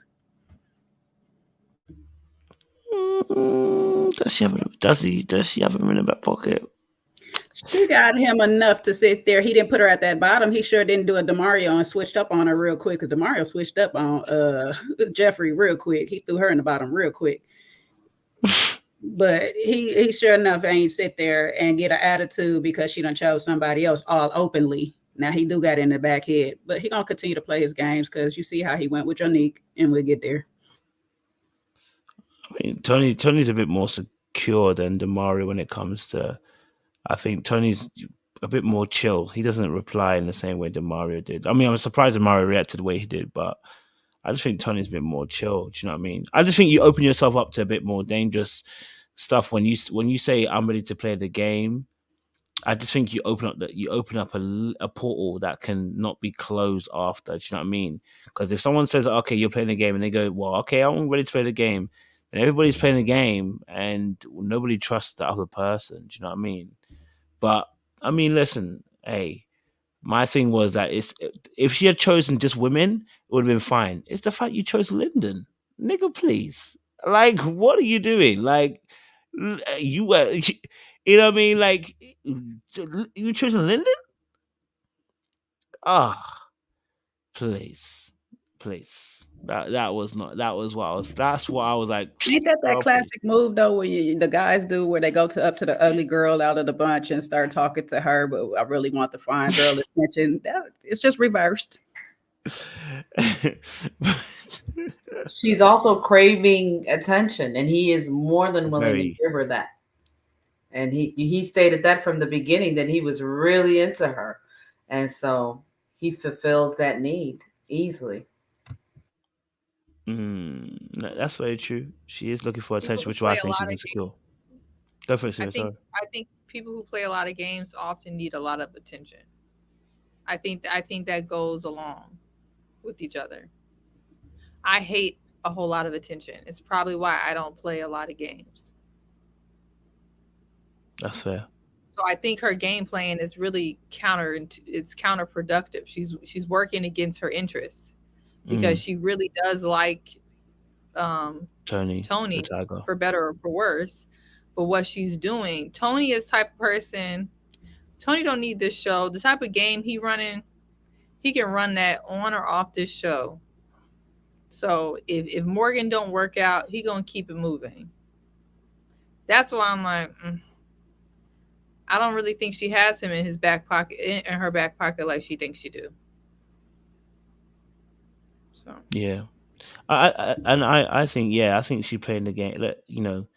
Playing the game to try and get him round. I just think to myself, I personally thought I thought it was a bit of both. I think she needed a bit of reassurance because he's running game, or so I shouldn't say running his game, but he's so smooth that he's with all the other ladies. But she had no proof that he was actually doing anything, because she did not say that any of the women said that he's saying to every single woman, "I want you," but she accused him of that. That's when I said, "Nah, baby, you got some insecurity. You're assuming that that's what it is because he's so smooth." And when people do that, they're not comfortable with your level that you bring to the table. And now I'm not saying that he's absolutely the greatest guy. I'm saying, but you're being unnerved by his coolness. And then you're trying to make up stuff by saying, I bet you're saying that to all the ladies in between. But what you don't realize is, again, I tell you guys about the power battle that happens between two people. You can't be letting people see you're pressed.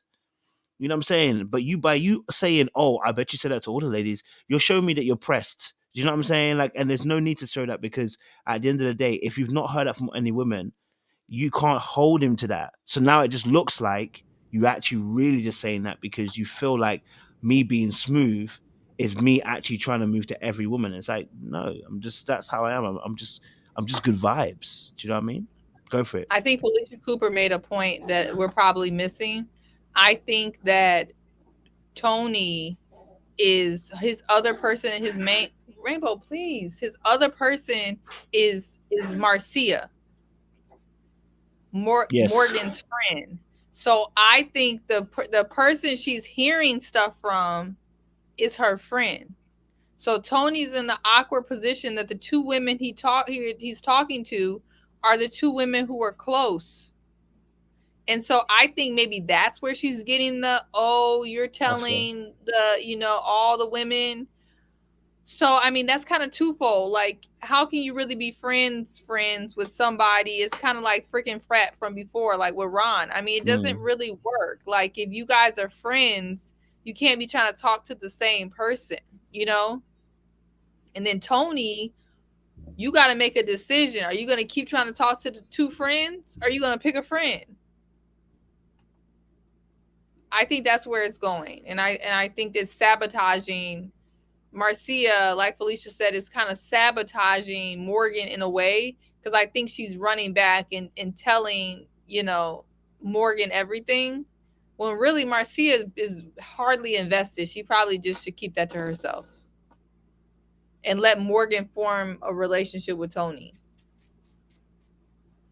That's a tough one. What if he likes both of them? Who told you to go and be friends? I mean, right, because are you really friends after a week or two? You're really not. But they're clearly forming this really tight bond. I think it's making it awkward. They need to break that bond. You are here to find a man. You're not here to find friendship. The friendship is secondary. You understand? So that friendship needs to be secondary. Not saying that you can't have a friendship. I'm saying it needs to come secondary. And both need to just be able to say, hey, do you know what? you know what? We're gonna put our friendship aside and say, listen, may the best woman win. We're not gonna be rude to each other. We're not gonna backstab each other. You know what I mean? Whoever he likes, he likes. Do you know what I mean? Like, and that's how it should be. Unless, and it's only information that needs to be passed. It's information that's potentially detrimental to each one of us. That's it. And get on with the job. Because it's now it's getting, like you said, it's tricky. You know what I mean? Because you don't want to backstab your friend by, you know, making certain moves. But at the end of the day, if there's two of you who like the same kind of guy, y'all just gotta make it work. This reminds me of like early few seasons. I can't remember, someone else had a similar situation. It wasn't Freaking Fact was one of them, but there was another one who originally had something similar to this. Was it Jason's season that had another one as well? That might have had a friendship that liked a girl or whatever. But yeah, I think they just need to work that out. Be friends, but just let everyone know, listen, every woman for themselves. You know what I mean? You're gonna let your friendship get in the way of this man? Who you better know? And who you better know the girls? Go for Sean. Yeah, I just want a quick aside to the HIPAA laws, because they just, you know, Tommy just blasted Andre. Andre won't be coming back. He has COVID. It's like, bro, Jesus. It's like, I don't think HIPAA applies to Tommy. I clearly not, because they just, it's like, can we have a little sensitivity for the folks that are we going to talk about that? Like, why was that a thing? That was the weirdest thing I've ever seen on Ready to Love. He caught COVID and he's leaving the process. What was that? He ain't coming back. I mean, that's a serious case. So if his case was that serious, you know, can we open up in a word of prayer for the brother? Like, is he okay? I mean, not like he's just gonna take some. He has to leave the process. See, he had to leave the whole process. I mean, I thought quarantine was down to 5 days. You know, if you got the good vaccination. So, have y'all seen him? Is he okay? Yeah, check on him in that curl. Maybe that in the land of the living? Hopefully, okay. He lost that curl. Because I don't want to. Yeah, I've seen him. He's got braids, or he's done something. He's kind of done some type of hairstyle different. Because I don't want to talk about him if he wasn't okay. I want to make sure he was okay. No, he's okay. You know, they'd put a disclosure up or something. You know, he seems alright. I guess so. They said lost a tendril. They said the tendril couldn't handle it. That's all that's. Because I was like, didn't I just say he wasn't a safe space? I just said that he wasn't no safe space for Sin to be boohoo crying on his t-shirt, and now look, he done left because he done caught COVID. He'll be back, I'm sure. I don't know if is he in the previews for next week? I don't know. No. Who? Andre. Is he in the previews? No, Kojo. He's gone. Kojo, did you watch the episode? I did, but he's not from going the back. Process, bro. He's gone. No, they're saying they see him in some final trailer, like he might be back. Well, then Tommy's gonna have to rectify that, because at the end of the day, he said he's leaving the process. He said I think that this might be old footage that they shot that you just see. Because if he makes a reappearance, then he's Lazarus, in my opinion. Because this don't make sense. Tommy did say he's leaving the process, but you know, Tyrone has speculated that he is at the end with somebody else. So I don't know. That is very true. Didn't he say something? Okay, we'll have to go back and watch what Tyrone said. Yeah. Maybe he'll come back. That exit didn't make any sense. So. Yeah, because Cynthia, you know, she gave him all she had. So now what's she gonna do? And he didn't even tell her. You see, she found out when everybody else found out. They were so close. And she found out right there with everybody else. Just like you were saying, maybe he was like, I don't think she emotionally is going to be able to handle it. So I'm just going to let her find out. See, y'all listen to Seaway. She going to have y'all out here like Corvaya, just on the surface talking about money and stuff, and y'all not opening up. Yeah. But y'all listen to Seaway. Look, I didn't really get to chime in too much on the Corvaya. So I just feel like, because you had a challenging childhood, I can empathize with that, but don't bring that energy to me. You got to work on what got you there and how you're going to deal with that. You know, if you have a scarcity mindset, or you feel like you need somebody that makes, you know, $400,000 a year because you grew up in a, you know, with some struggles, that sounds like a you problem. You know, don't put that over here on me. And I mean, listen, I don't have a problem with providing. I don't have a problem with working and taking care of my family. But if that's the space you're operating from, I still think you need to get healed from what that is, because you're still going to bring elements of those things into the relationship. So that's my little add-on. It was interesting also that situation, because actually when she mentioned it, she kind of, and we all do this. She minimized what her mum actually did. She's like, and I want to know the fuller story of that. She said her mum didn't want to pamper her, so she moved out the house. Baby, it sounds like your mum got rid of you. I'm gonna be honest with you, and that's why you're so independent, because like it's before your time, and that could be a contributing factor. Do you know what I mean? I'm not saying she said she has a great relationship. I'm not denying that at all, but that can be a little blind spot in terms of why she's so hell bent when she talks to men about provision. It's like, I can't be left, you know, in a situation where I'm not being provided for. But you know, I said it earlier on. Some women are looking for daddies, and some men are looking for mommies because of what's happened in their youth. And when she told me that story, I was like, baby, you know, I can see now, you know, I can understand a little bit as well, because if someone, you know, if your parent, you know, moves you out before it's time because they don't want to pamper you, yeah, that's going to create that independent spirit that you have, and, you know, having to look after yourself and having to protect your own self as well before it's time. Yeah. It sounds like she was moved out. Go for it, Sophie. You want to go for it? Yeah, to piggyback on that, it actually might create a codependent spirit within her, right? She said her mother pushed her out, clearly before she was ready, because you don't need to be pushed out. If you're ready, you're going to fly, you're going to leave the nest, you're going to grow, you're going to have all the tools that you need to survive out here. So maybe when she was pushed out, again, we're speculating. We don't know exactly what happened, but based off of what she said, shows that she might be prone to be codependent.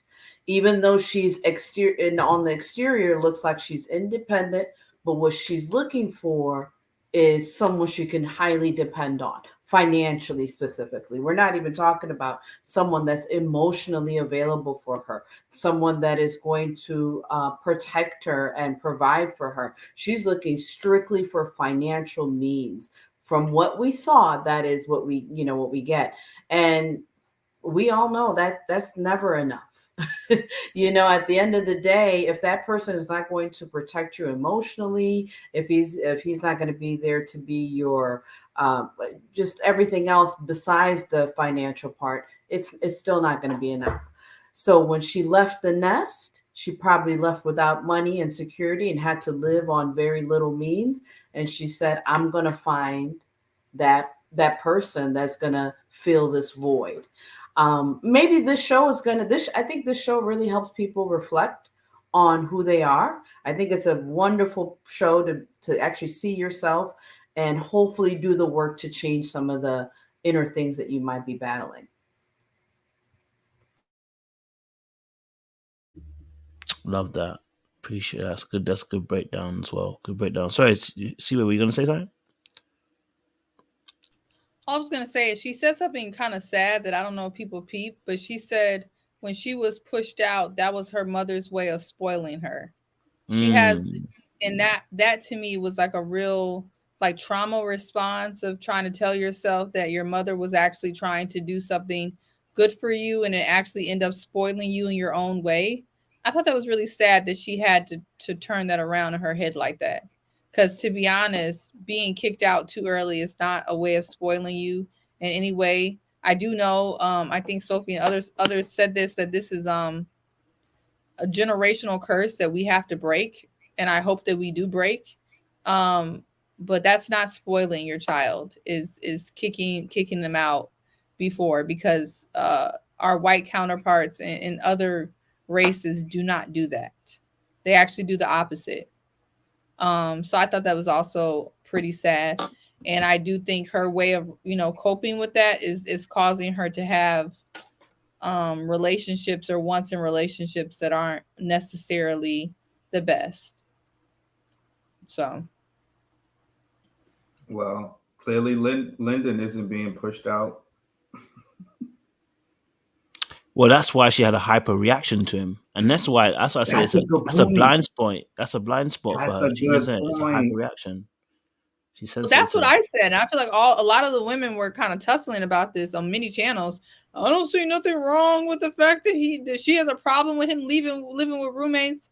And it's like there's nothing wrong, right? Like in theory, right? If I'm 30 something years old, I'm not gonna go for a man that has a roommate usually, right? But it wouldn't be nothing that I would need to announce. I thought the fact that she felt that she needed to announce it to me was weird. It was weird then, and now we know why. You know? I thought that was odd. What if Lyndon has roommates because he wants to save money? He's actually living with his little brother temporarily. Is it to save or because some No, people because he got put out. He got put on his he got put out of his apartment for whatever reason. I think they sold the property that he was living in, and he just hasn't had a chance between work to find a new place. Okay. I mean, oh. She said, "Oh, I would focus on the money. Yet he has time to be on this show. So like me, I would focus more on what's in the account. What you say now? I would focus more on what's in the account before I decide if the man has a roommate because he really is not disciplined enough, or he has a roommate because maybe he doesn't stay home a lot and he wants to save. And he's saving his money so that whenever he has a wife, he can go and buy a house right away or whatever. Like, you don't know what people are about. If he had gave any of those reasons, we would have probably been on board with him, but he just basically fumbled that and gave a bunch of excuses in the process, which from what we heard, I mean, it could be edited. He could have said some other things, but if he said any of those, I think a lot of us probably would have taken that better and looked at her like, calm down, you know. But like that would be my thing. Like, I'm saving for a house more so than another apartment. I would have been like, oh, okay, I feel you. No, like, what I'm trying to say is that some men are very low maintenance like that, right? Mm-hmm. So why is she looking? What I mean, like, if you're always low maintenance. Outside, what did you say? What's low maintenance? Like, maybe they don't stay home a lot, right? So they don't feel the need to have Well, where is apartment. I'm not saying Lyndon in general. I'm just saying no, but I'm just saying if you're not home a lot, where are you? Is he at work? He could be at work. He could be traveling a lot. Club. Or he could live in an expensive city and he's like, you know what? I can afford to have a 1-bedroom, but if I have a roommate for now until I get in a serious relationship, then I can make certain moves. Like, yeah. I don't know. I've seen men like that had roommates for a long time, but when they got to a point when they were dating seriously and they were willing to go into marriage, they bought houses. Like, they had a lot of cash in their account. Yeah. They were I get that, but like, I just feel like the same way we say with women, right? Like, and Kojo and I joke and we have this little thing going, right? We're not climbing walls. You know what I mean? Like, I don't feel like, and this is me as a man talking, like, I don't feel like a woman should come to me and then I get ready to be stable. I think you should be stable because now I'm demonstrating what that stability would look like, because you need to see that I have the ability to take care of myself if you're going to enter into a relationship with me, right? So we're going to get together. Then you got to wait for me to get an apartment. You know, how long is that going to take? Am I actively looking? You know, I think it's just a lot of ifs and a lot of things where there's so many other issues in relationships that have to be worked out. I think some things just need to kind of be there. Now, again, if this is a temporary situation, everybody goes through things, right? You just need to be clear. Now, if you're in a financial situation and it's a temporary one, I don't think Ready to Love is the space for you. I'm just going to say that, right? Like, if you're in transition and you're trying to get yourself together financially, then you probably need to sit out on this one.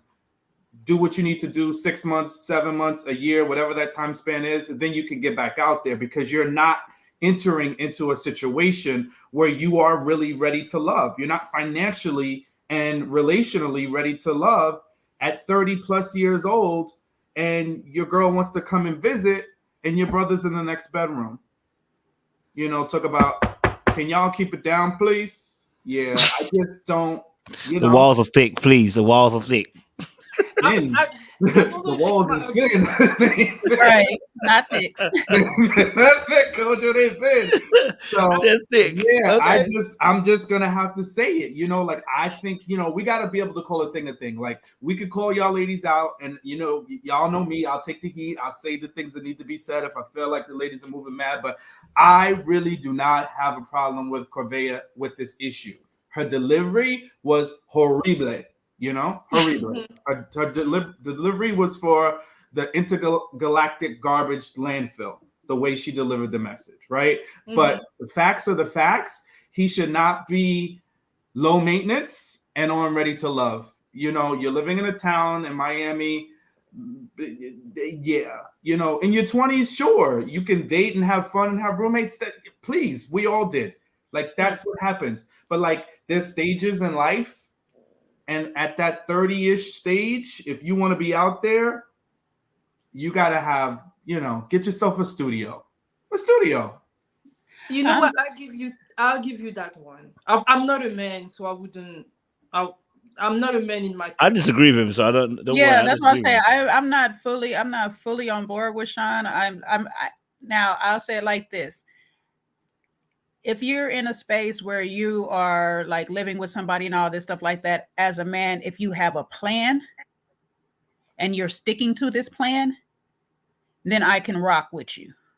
You don't have to have it all the way together, because some of us don't always have it all the way together. Like some of us actually get pushed out and it be hard. Some of us been catered too long and then we get off the mama's teat and it's be hard. So it's like a lot of different reasons why you might not have it together. Shoot, you might have had all your money in the market and it crashed. I do not know.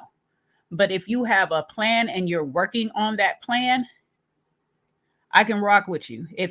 That's what I was saying about him. That was the only big gripe that I had with him. Is when she was sitting here questioning it and he was with the excuses. It was, I haven't had time to look. I haven't did this or whatever. Yet you're on this game show right now. You have time for this show right now. So this makes no sense to me. You have time to look for love, but you don't have time to look for a place to stay. That don't make sense to me. So that right there is where it's like, okay, no. I'm with Sean when it comes to Corvaya on that. It's like, okay, brother, now you just sound crazy.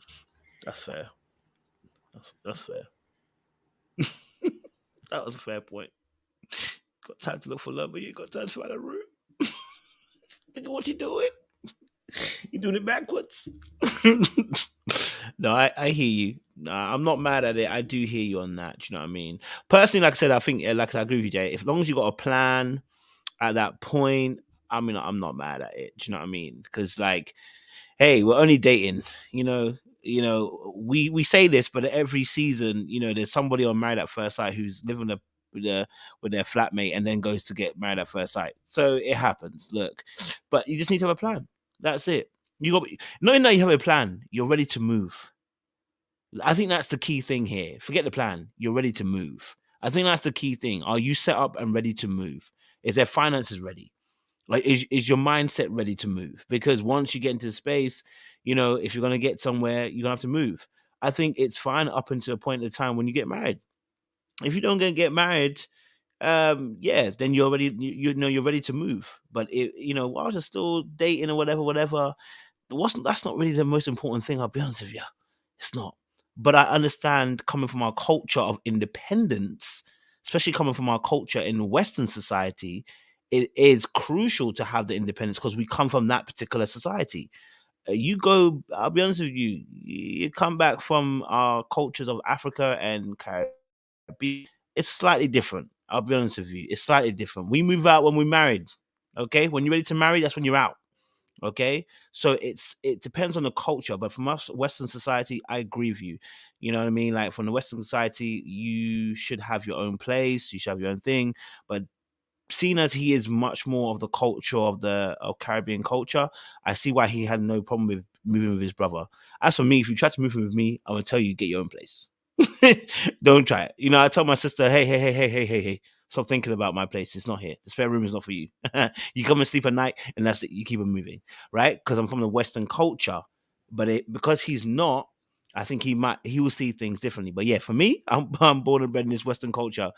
Don't think about it. Okay, I told my siblings, you get kicked out, don't look at me. Don't breathe. Don't see. He's don't in call me. Miami, Yeah, which is the Western Hemisphere, and he's on Ready to Love, which is a Western show. Yeah. He ain't in Ready to Love Jamaica by way of 90 Day Fiance, by way of, you know, Love Without Borders. He's on Ready to Love. Ready to Love is a Western show with American culture and people that are looking to get married here in America. But he's not culturally inclined that way. He's not. Well, then you go and find a place that is aligned to you. So that shows me his judgment is off. Because if you are bringing your values and mindset from a different culture and looking to mix and mingle with people that are completely different and wanting them to accept that, you need to go where your options are going to be more plentiful. But it's nice to have culture. It's not because you're from the Western culture that everything from the Western culture might be the best, right? Like, for example, when it comes, what Kojo said about a lot of people, like I'm not going to put him on blast, but my brother, he still lives with my parents, and he's over 30, but he has a lot of money saved. The goal of him, because the parents, they don't want him to leave and like until he marries. But whenever he's going to get married, they're probably going to move into a huge house, because my parents set up everything for him to be in a situation that when he leaves them, he's set for, I don't want to say for life, but there's going to be things that he's not going to go through, right? That I probably had to go through because I left France to come and move to America and live the American way. My brother is not going to have those difficulties that I had, you know? And those are advantages. I'm just saying, those are advantages. A lot of us would be able to stay at our parents until we have enough to go buy ourselves houses. And I've seen people in America that do that. They just I'm not unfamiliar with that part of it. I'm just saying, I think he can do multiple things at the same time. Now, if he is in a position of not being financially stable, because listen, I'm following the chain of events, and I guess my banker hat is clicking off. And to me, I'm looking at the chain of events from him living in a place that he was put out of and then had to go live with his brother, and then doesn't have a plan, which speaks to what's happening next. Is very up in the air. And then when I look at his career, right, being in the nightlife industry, typically that's not the most stable of jobs unless you are like, you know, really a top big promoter. And there's so many promoters in Miami because it's a big club scene. So all these things just are sending off little red flags in my head saying he might not be the most stable of person. Right? Got you. And let me add to in other cultures, being I am a first generation American, my aunts and uncles did live with each other at one point, and that's because they probably didn't make as much money as we do, right? And most of us in Western culture now are able to actually afford to get on our feet and have like even a studio. As you said, if you're ready to love, then you should have been ready to move and already have something of your own. So I understand both parts. I get the culture differences where a lot of families from other countries do live at home until they get married. That is a natural progression of things. America, or wherever you guys are at in England, there might be more opportunity for you to earn more income. Therefore, you can be independent sooner. So Lyndon might be in that middle, right? Miami is very, very diverse. And even on the show, you have a lot of people that are from Haiti, Dominican Republic, I believe, or there are international people on this dating show that probably could understand his cultural background and see, okay, I see why you might be living with your brother. But Sean, you did make a point. It's not like he was living with his brother or parents forever. He had a place, got kicked out. He does give frat boy vibes, definitely. So yeah, there's this like, okay, where, I love that. Are you ready to move or are you ready to love? So, get that together. I believe in a natural order of things. And if you're not at a certain place, maybe you're not ready to have that next level of things. So yeah, we can agree on some things here. Yeah, and I just want to say, like, I hear people saying, it's American to push people out. Listen, I'm American as apple pie. And I was in my house with my mother until I think I was like 29 years old. And then I moved out. I got my own place. I mean, I had a full-time job and everything. And, was doing well, but I stayed until I could live exactly in the neighborhood that I wanted to live in, that was close to my job, easy to get to the city. And I did it. And guess what happened once I started moving out on my own? I was able to be more serious in relationships, be more invested in relationships, because when I was home, I was dipping and dodging. You know what I'm saying? So once you move out, you start paying bills and getting stable. That's when you can really be successful in a serious relationship. That's all I'm saying. I'm not saying you can live at home as long as you want. You can do whatever you want to do. But once you want to bring somebody else into the mix, you need to be ready. And that's all I'm saying. Like, I don't care what you do. Like, I don't like. So I just wanted that part to be clear. Yeah, no, I agree with you. I think they can. I guess I'm trying to give a bit more nuance to it. Just to say that, I do understand where people are coming from. I don't disagree. I grew up in a Western culture as well, so I don't disagree necessarily. But I would say that obviously the story was that his place got sold, right? His place got sold, so he got quickly evicted. And an eviction is not like it's his fault. He ends up in his brother's place. He's a nightlife manager. In his head, he might be thinking, blood, I don't need to spend money getting to a new place right now, blood. I'm just quickly, you know what I mean? My job, I'm not even at the house much. I'll just stay here for a little while, whatever. If the right girl comes along, I'm ready to move. Do you know what I mean? Or whatever. Do you know what I mean? It's not important as such. Now, the key questions are, I think what Sam was even saying was, first of all, have you got money in your account? Because if you ain't, we're not talking about the same thing, bro. You need to focus. You need to stay at your brother's house, and get your money up, right? Number two, are you ready to move? Is your mindset in that space that if you do get to a time when you need to, get more serious with the girl, whatever, is your money ready? Is your money ready so you can actually move? Do you know what I'm saying? I think those are more critical questions to be asking of him. But I'm also aware, like I said, that coming from Western culture, how it will also be perceived. That this will look like you're not very independent, and that, for you personally, he may not be ready to be in a relationship, and I can understand that. So I'm not going to disagree that point. I'm just saying there could be, nuance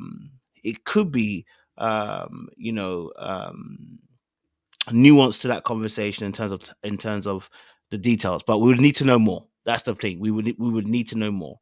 Like in terms of when did he get kicked out? You know what I mean? How long has it been happening? How long has he been living at his brother's house for? Like, does he have a plan? Does he see further along? Like, you know what I mean? Like those kind of questions so we can get a bit more information. But I do agree. This could look like a red flag with him staying at his brother's house since he was living on his own originally. You know what I mean? So yeah, I don't disagree with that at all. Yeah, I don't. I definitely don't disagree that what points you guys are making. Yes, high vibe. What's his credit score exactly? You know what I mean? That's it. That's important. Stray Max said, I've been outside the house since I was 20 years old, and it was my choice to leave. I've never regretted it. And Sean's correct. I was definitely looked at as more mature because I was living on my own. Okay, that's fair. I ain't mad at that. Like I said, I'm not mad at him going to stay with family. Look, my family, we got about 2 houses that you go on hard times, you can always call them people up, and that's the house you go to.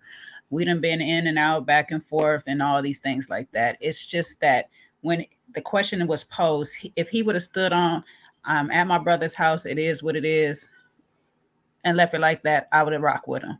It was the shakiness in the answer, the rest of it for me, that was like, what are we doing? Inspiring. How long? Yeah, how long this has been happening? That's what brought it up the more. And like I said, when we first had this conversation about this whole topic, I was not Team Corvaya on it anyway, because it was like, bro, you just shut him down, and I don't really know why or how long he's been in this position.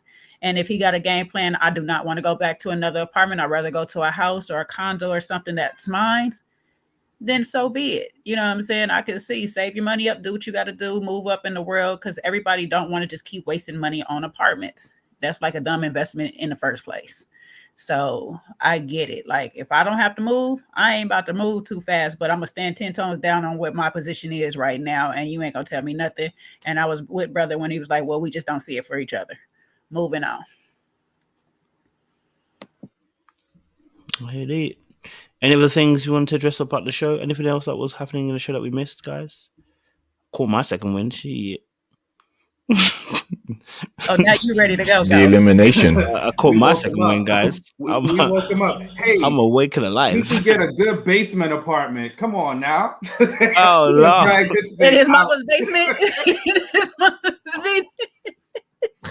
Yo. He had no private interest, though. Yo, He got trying to get a basement apartment? Come on.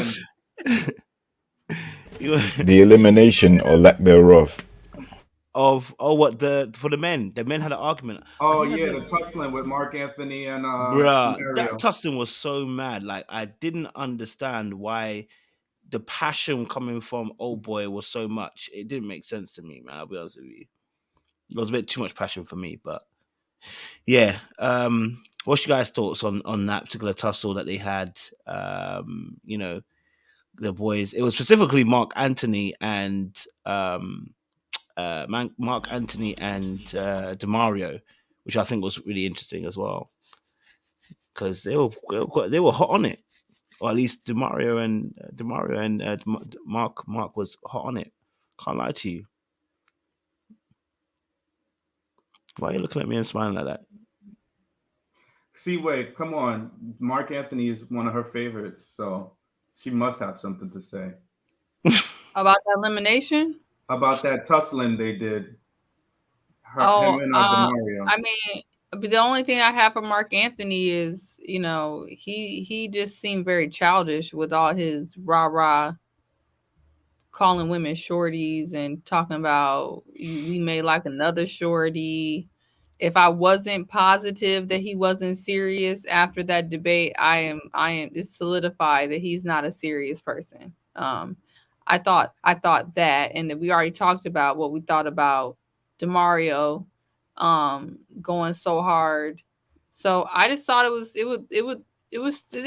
was childish and it was silly, and it lacked logical reasoning. Like, I don't understand why they would be even having this conversation about using a lifeline this early. Like, send the most reasonable person home.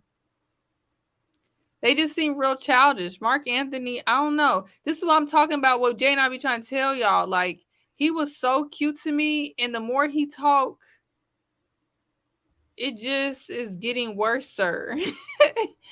The pressure is getting worse, sir. Why she always gonna circle the block? Wait.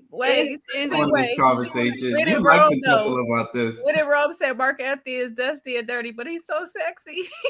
He's all of those things. And them eyebrows, I wish I could steal them eyebrows. That's how my eyebrows used to look, but I was threading them way too early in life and waxing. But anyway, yeah, Marc Anthony, he is a very beautiful human being. His face is structured, them eyebrows, he has everything is going right, but that personality is going wrong. It's very childish. Couldn't do it. Over it. I'm going to quote you, Seaway. What am I going to say?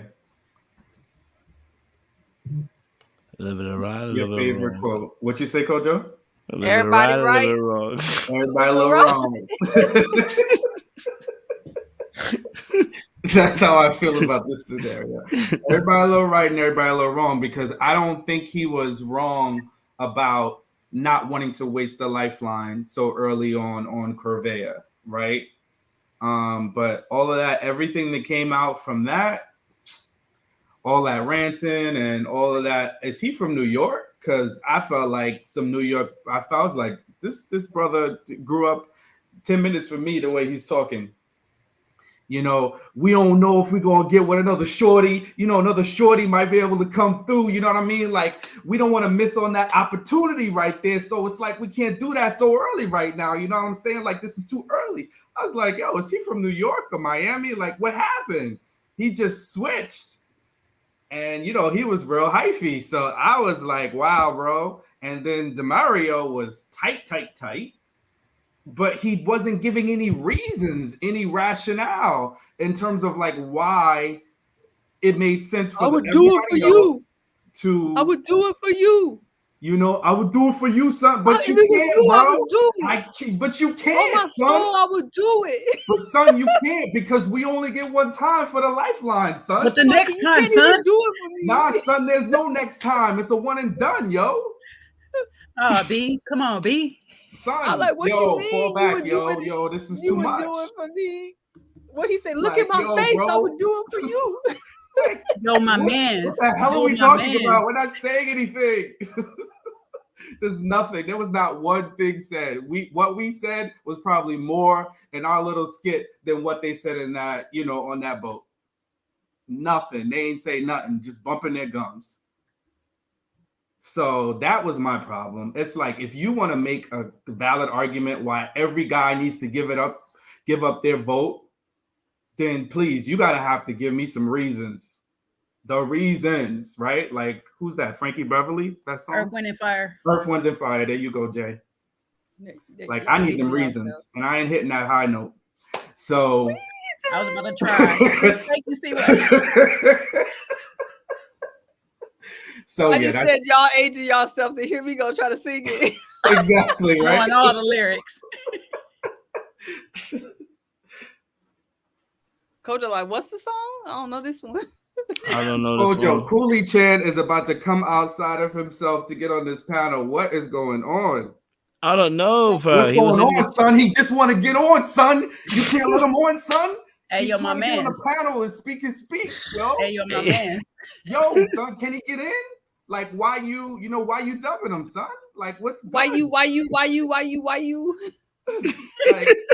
why you fronting on my dude? You know what I'm saying? Like, come on. Yeah, we are almost done, y'all. Shine, we only got one segment left. We only got 1 minute left, Shine. We only got one minute left. 1 minute left. Yo, son, I'm just trying to say, like, I'm trying to, you know, fall back, to support son. my fellow brother. Fall back, son. He had his chance. He got the been bottom wanting to now. come in. Yo, bro, Cooley Chan, men's panel is tomorrow, young. So show up and just answer that good man's questions, yo. You're new to the channel. You know, we don't really know you. We gotta kind of suss you out, my man. That's it. That's actually the perfect place. Let me this peep game. Dudes be coming on here kind of acting kind of reckless. So when we get the one-offs and we don't really know you, you ain't fam like that, then we got to suss you out. So you got to be ready for them questions and just be prepared to answer. You know what I'm saying? Not sure with the full hardcore New York. Yo, I hit you with that New York, right? No, it's not acting like an out-of-towner. He acting like a real out-of-towner right now. You see how I switched that up, right?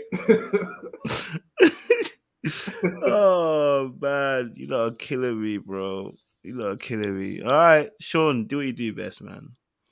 It's time for the benediction, yo. Wait, y'all cannot do the benediction, yo. Wait, pause. Y'all can't do the benediction without at least acknowledging that Tony played in Joe's face, unless I missed that. Did y'all talk about how he played in her face? Who? What? Talk about she a good woman? Tony been playing in everybody's face. How he played in Johnny's face? Talk about she a good woman after she start crying? Oh, was he playing? I don't know if he was playing. He was sweating. He was acknowledging. He didn't know what to say. Talk about you got a brother feeling away. I literally almost hid under my chair. I felt so awkward. I felt uncomfortable by that nonsense. He a predator. That's all I wanted to say. Not you got a brother feeling away. What type of way? What type of way do you feel? That's another nothing comment. When somebody says you got me was a feeling away, that zero. means nothing. It was a 0 on the 10 scale. Say Like, it in that the New York was- style, Shy. You got me feeling some type of way, B. Hey, yo, You shorty. got me feeling some type of way, shorty. No, you gotta say shorty. Shorty got me not feeling you some type crying, of and way. my response is, you got me feeling away. Let me go get some air. What? That means nothing. Go for it, I don't know Sophie. Go what for to it. say. Sophie wants to chime in. Yeah, Oh, I Sophie did. wants to chime in. Sophie wants to chime in. I did pick that up. Jay said, he's kind of predatorial. I could see. That's why I said about his eyes that he was like, okay, I see you. I can have you, is what I was seeing. That he was like, okay, she was an easier catch to him. That's my personal opinion. It looked like she was an easier catch, that she'd be an easier person to mold and to kind of take under. Because he has that's the vibe, that's the vibe I get from him. It's not a trustworthy vibe. It's like, okay, who could I cuff? Who can I cuff easier? Who can play a certain role in my life? He definitely has player vibes, and that has, a man that has multiple women, and these women serve different, each woman might serve a different need. Again, we could be wrong, but it's instinctively his eyes, his gaze, his approach are very hunter-like. Mm-hmm. He's got a hunting style that we like out here.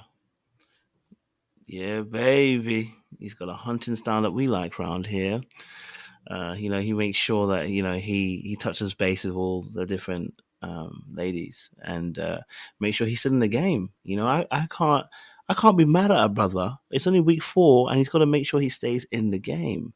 Okay, now he hasn't told these women that he wants them. That's the key thing. He's just appreciating them in these moments. You out here and you breaking down and crying with me asking one question. Now, how's that my fault? And how's it my fault if I comfort you and kiss your shoulder? How is it my fault? You know what I mean? What do you want me to do? Be insensitive? You know what I'm saying? Like, what do you want me to do? That shoulder kiss is akin to the forehead kiss. Yes, it is. John, my damn shoulder. The hell? I just cried on that shoulder. Don't kiss my tears. Get off me. Let me kiss that shoulder again. Now, if you want to start, working down to the neck bone, then you could do something else. But if you're gonna stay at the shoulder, you playing. What do you want me to do? Listen, he was just trying to be polite before he got up and left. That's it. That's what he was trying to do. That was an exit, a way to exit. Just she started crying or got tearful or whatever, and he said he gave her a few compliments. He wasn't prepared for that. That's why he kissed the shoulder. No, he wasn't, and that's why he got up and left. Because he's like, man, I don't want to sit here and deal with all of That's this. how the pastors get you, JR. Don't fall He said, I need some air. I need some air. You crying, but I need some air. You need some air. What do you need air for? There's been a lot. He had me crying. Brother, feeling away. You got me feeling away. Not with the shoulder, Shirley. You didn't see him. He was doing all this. Feeling away.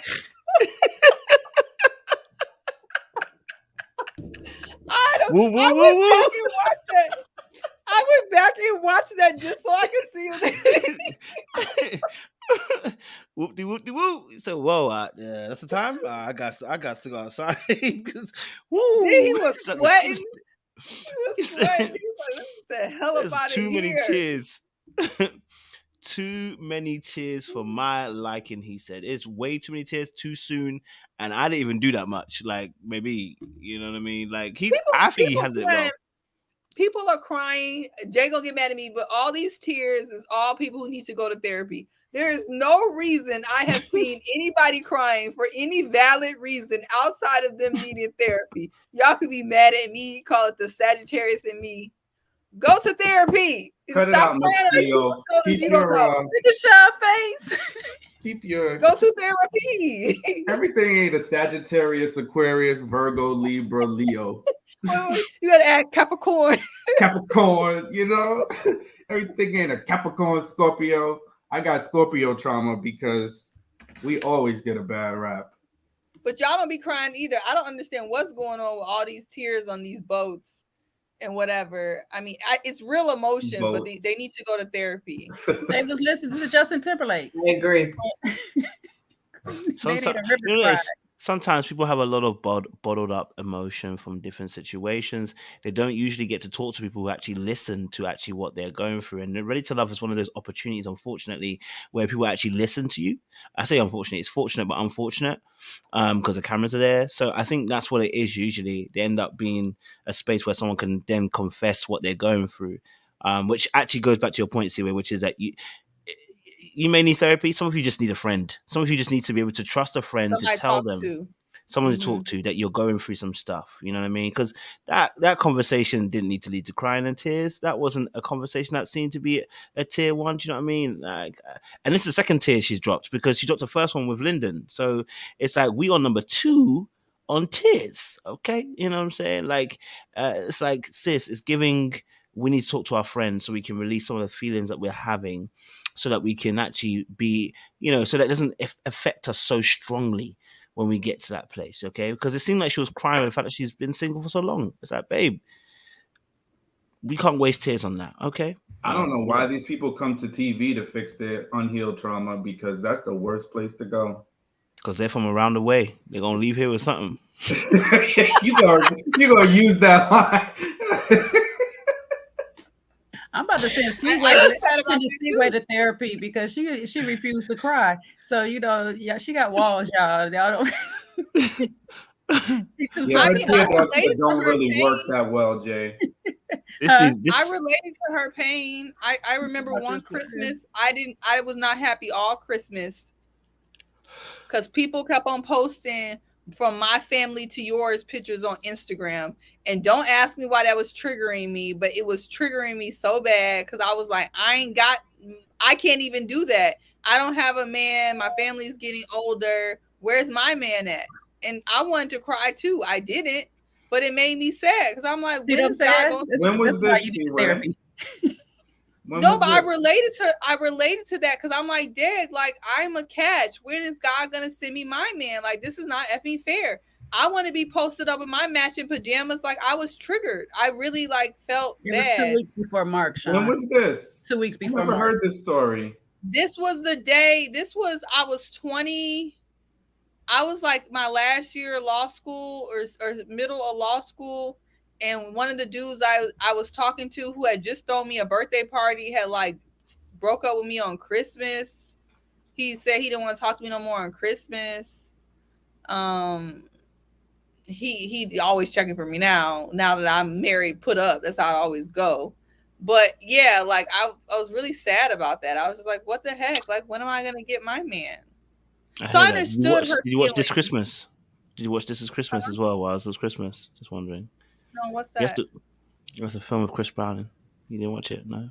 Do you watch? When he's singing in the choir. When he's singing in the choir, I seen that. This Christmas. You ain't in the choir, child. You ain't seen that movie. Stop lying. I did. He got the choir in the movie. At the end of the movie, he made it up to the choir. At the very end, they let him clarify for them now that you are married, and this happened when you were 23 and a half years old. Oh yes, Seaway's happily married. Because I think when he told the story, people thought. Yeah, but I think some people that might not have caught the full crux of what you're saying. Yeah, someone did ask that question. This was before. I'm married now. I'm saying before.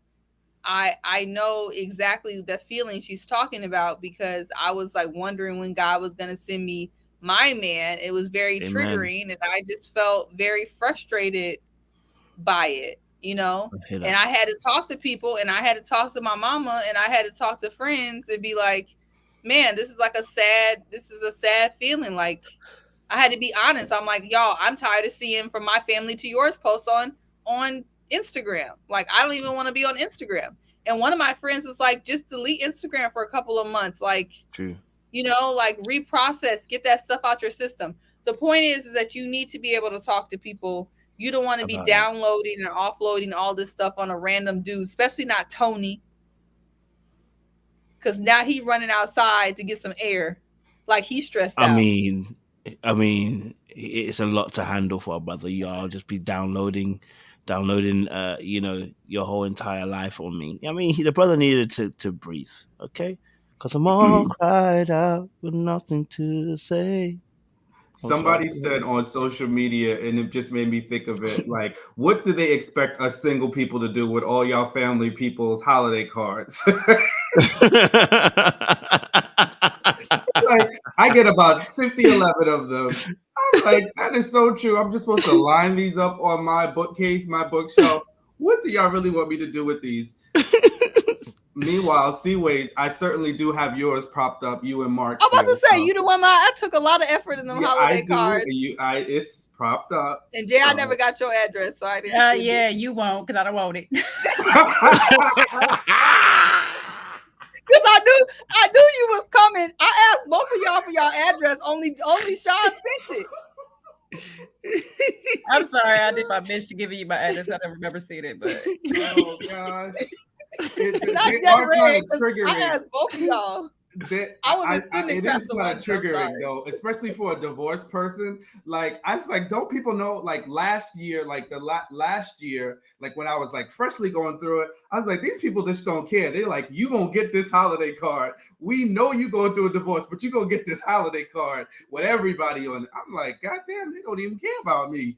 I'm struggling going through therapy over here. And they're like, you gonna get this card. What's your new address? I'm like, at least I gave you a year. I gave you a whole. You definitely did, and I appreciate that.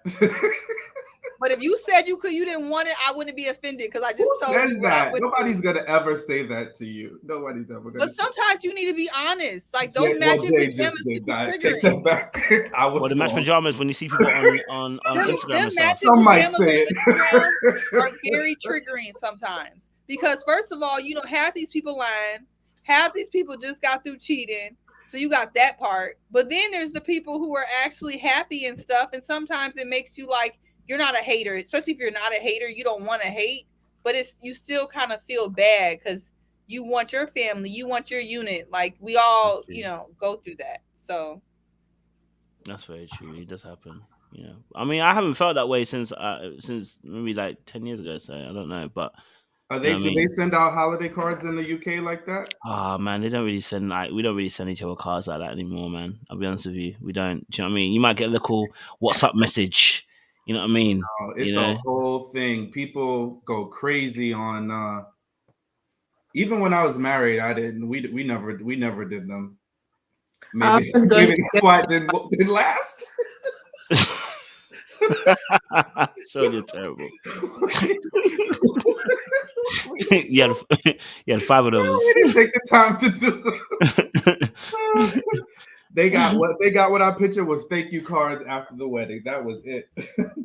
You just need to do something with Abby. Like your family is who you have. You know what I mean? You know, like, I was just about to say something, and I was like, I am on the internet, but I will never do that. That's not. I will never. But Abby's your family. Ever will you see a holiday card with myself and my dog? It's just never gonna happen. You send me one of those, bro. I know you gone. You send one of those. I know you gone. You've lost all hope. You've lost all hope. And I really would beg you to pull me to the side and have not you holding your dog like this in the photo. Because what's wrong with that? Merry Christmas, y'all. Damn, ain't nothing wrong with that. There's nothing wrong with that. Yeah, it's nothing wrong with the poor. But I will never. Trust me, I'm not. I love my dog to here and back. But what you won't catch me doing is me and Abby on no holiday card post up like, hi, Happy New Year, Happy Holidays from the Davis family. Yeah, that's never. I promise you, it's never. And if it's done, then you know I've flipped, and I need you to talk to me. I need everybody that cares for me talk to me, please. I want that picture. Card. I think, but I want to do it one time, and I want to go all out. I think you should. Well, you should do one of them jazzy ones with the full gown. Yeah. That's what I'm going to have, like the full gown. I'm going to decorate my house. I'm going to have. That's what I'm waiting because when I'm going to do it, I think it's going to be a hot mess. But if it's just you and your dog, that could be your holiday card. You don't got to go on. You ain't, even though Sean don't want to do it, You don't have to pause your life waiting for another person. If it's Right? just you and your dog, if it's just you and your mama, if it's just you and your kids, take your picture. Don't let these pink pill, green pill, red pill dudes tell you you can't take your picture with your kids. Don't let them tell you that you can't take a picture with your dog. I agree. Celebrate your life where you're at right now. Yep. Yep. Here you go, Because none giving of your these days are unsolicited advice again. I'm just saying, a lot of times we put our lives on hold trying to wait for these men, and unless black women start divesting, they're gonna be waiting for a long. Please, you're going off the rails. What happened? All right, it's time for the benediction. It's time for the benediction now. Yes, I'm just saying, don't keep waiting on these fools. It's time for the Don't keep benediction. waiting on Please them. come back. Can we do the benediction? Because CA is starting to Hold go. on. Okay. Yeah, she's removing that. What for that? Come on. You're not going to talk about divest like I'm here. If we ain't hear you.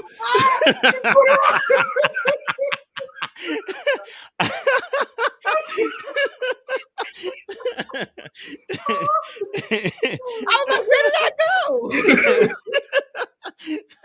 go? Don't worry, Sammy. This one, I actually did it. This one, I actually went this one. Whew, baby, y'all That be was killing good. me. That was good. That was needed. You know what I mean? Yeah, Sean, give us a benediction then. Okay, guys. So tonight we had a good old time. We talked about being ready to love, being ready to move, being ready to communicate effectively. So lots of things to prepare us to be ready for. But I think the most important part is one, stand in your truth, right? If you feel comfortable enough saying it, don't be shy to repeat it, right? To the person that you said it about, right? So if you're not comfortable enough to say it back to somebody, then maybe you should just keep it on the inside, right? Or share it with somebody who you truly know will keep it in confidence. Next is, we had a debate, right, about what being ready to love looks like. I think being ready to love, for me, in my opinion, is it's not just emotional, it is financial. That is, those two components go hand in hand, right? You can't have one without the other, right? No romance without finance. So I think it's a big part. Now, how much finance, that is debatable. It doesn't have to be millions or multiple amounts of six figures, but we believe romance and finance go together in terms of stability, right? Be stable and have a plan, right? So if you're ready to love, you need to have a plan, right? The other part is don't just, let's not be lay psychologists, psychiatrists, and throwing out all these clinical terms on folks, right? And if you really feel like somebody's something, I would take a look in the mirror, because if you're attracting a particular type of person, sometimes that says something about you and why you are open to allow those types of people to come your way, right?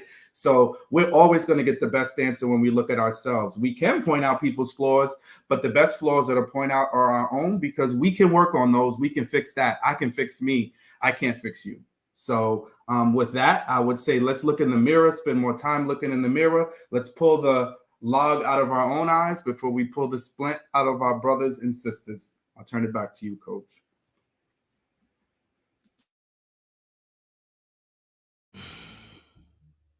It's been great, guys. Listen, thank you so much. Appreciate you guys, honestly. Sophie, welcome as well. We hope we can see you each week as well. Good to have you on board. Sam, good to have you on board as well. Sean, Seaway, Jay, JR, you already know the family and how we do. It's always a vibe. It's always a vibe. Audience members, I hope you've enjoyed the chat. You've enjoyed the festivities that we brought to you guys on Ready to Love. We will be back here tomorrow night for the men's panel, and that's always interesting. And then that will proceed to lead us to Tuesday night as well. So we gonna get these conversations going. Okay, all right. But much appreciation, guys. Thank you for joining us. Make sure on the way out you leave a like. It helps with the analytics as well. So leave a like and leave a comment as well in the comment section as well. And then for those of you who are like what we do here, you like the family, you like to be part of the group, then make sure you guys join the Patreon as well, guys. All right, we want to see you guys joining the Patreon, continue the conversations offline so you can have some fun with those people, make some new networks and contacts with people. Have some fun. You know what I mean? This is what we're about. This is what the family's about. See this? See this? It's born out of this time we spend with each other. Okay, all right. But listen, audience, it's been amazing. It's been great. It's been beautiful. We will see you again very, very soon. Much love and appreciation. Don't do anything I wouldn't do. There's not much I wouldn't do. So be careful out there in them streets, baby.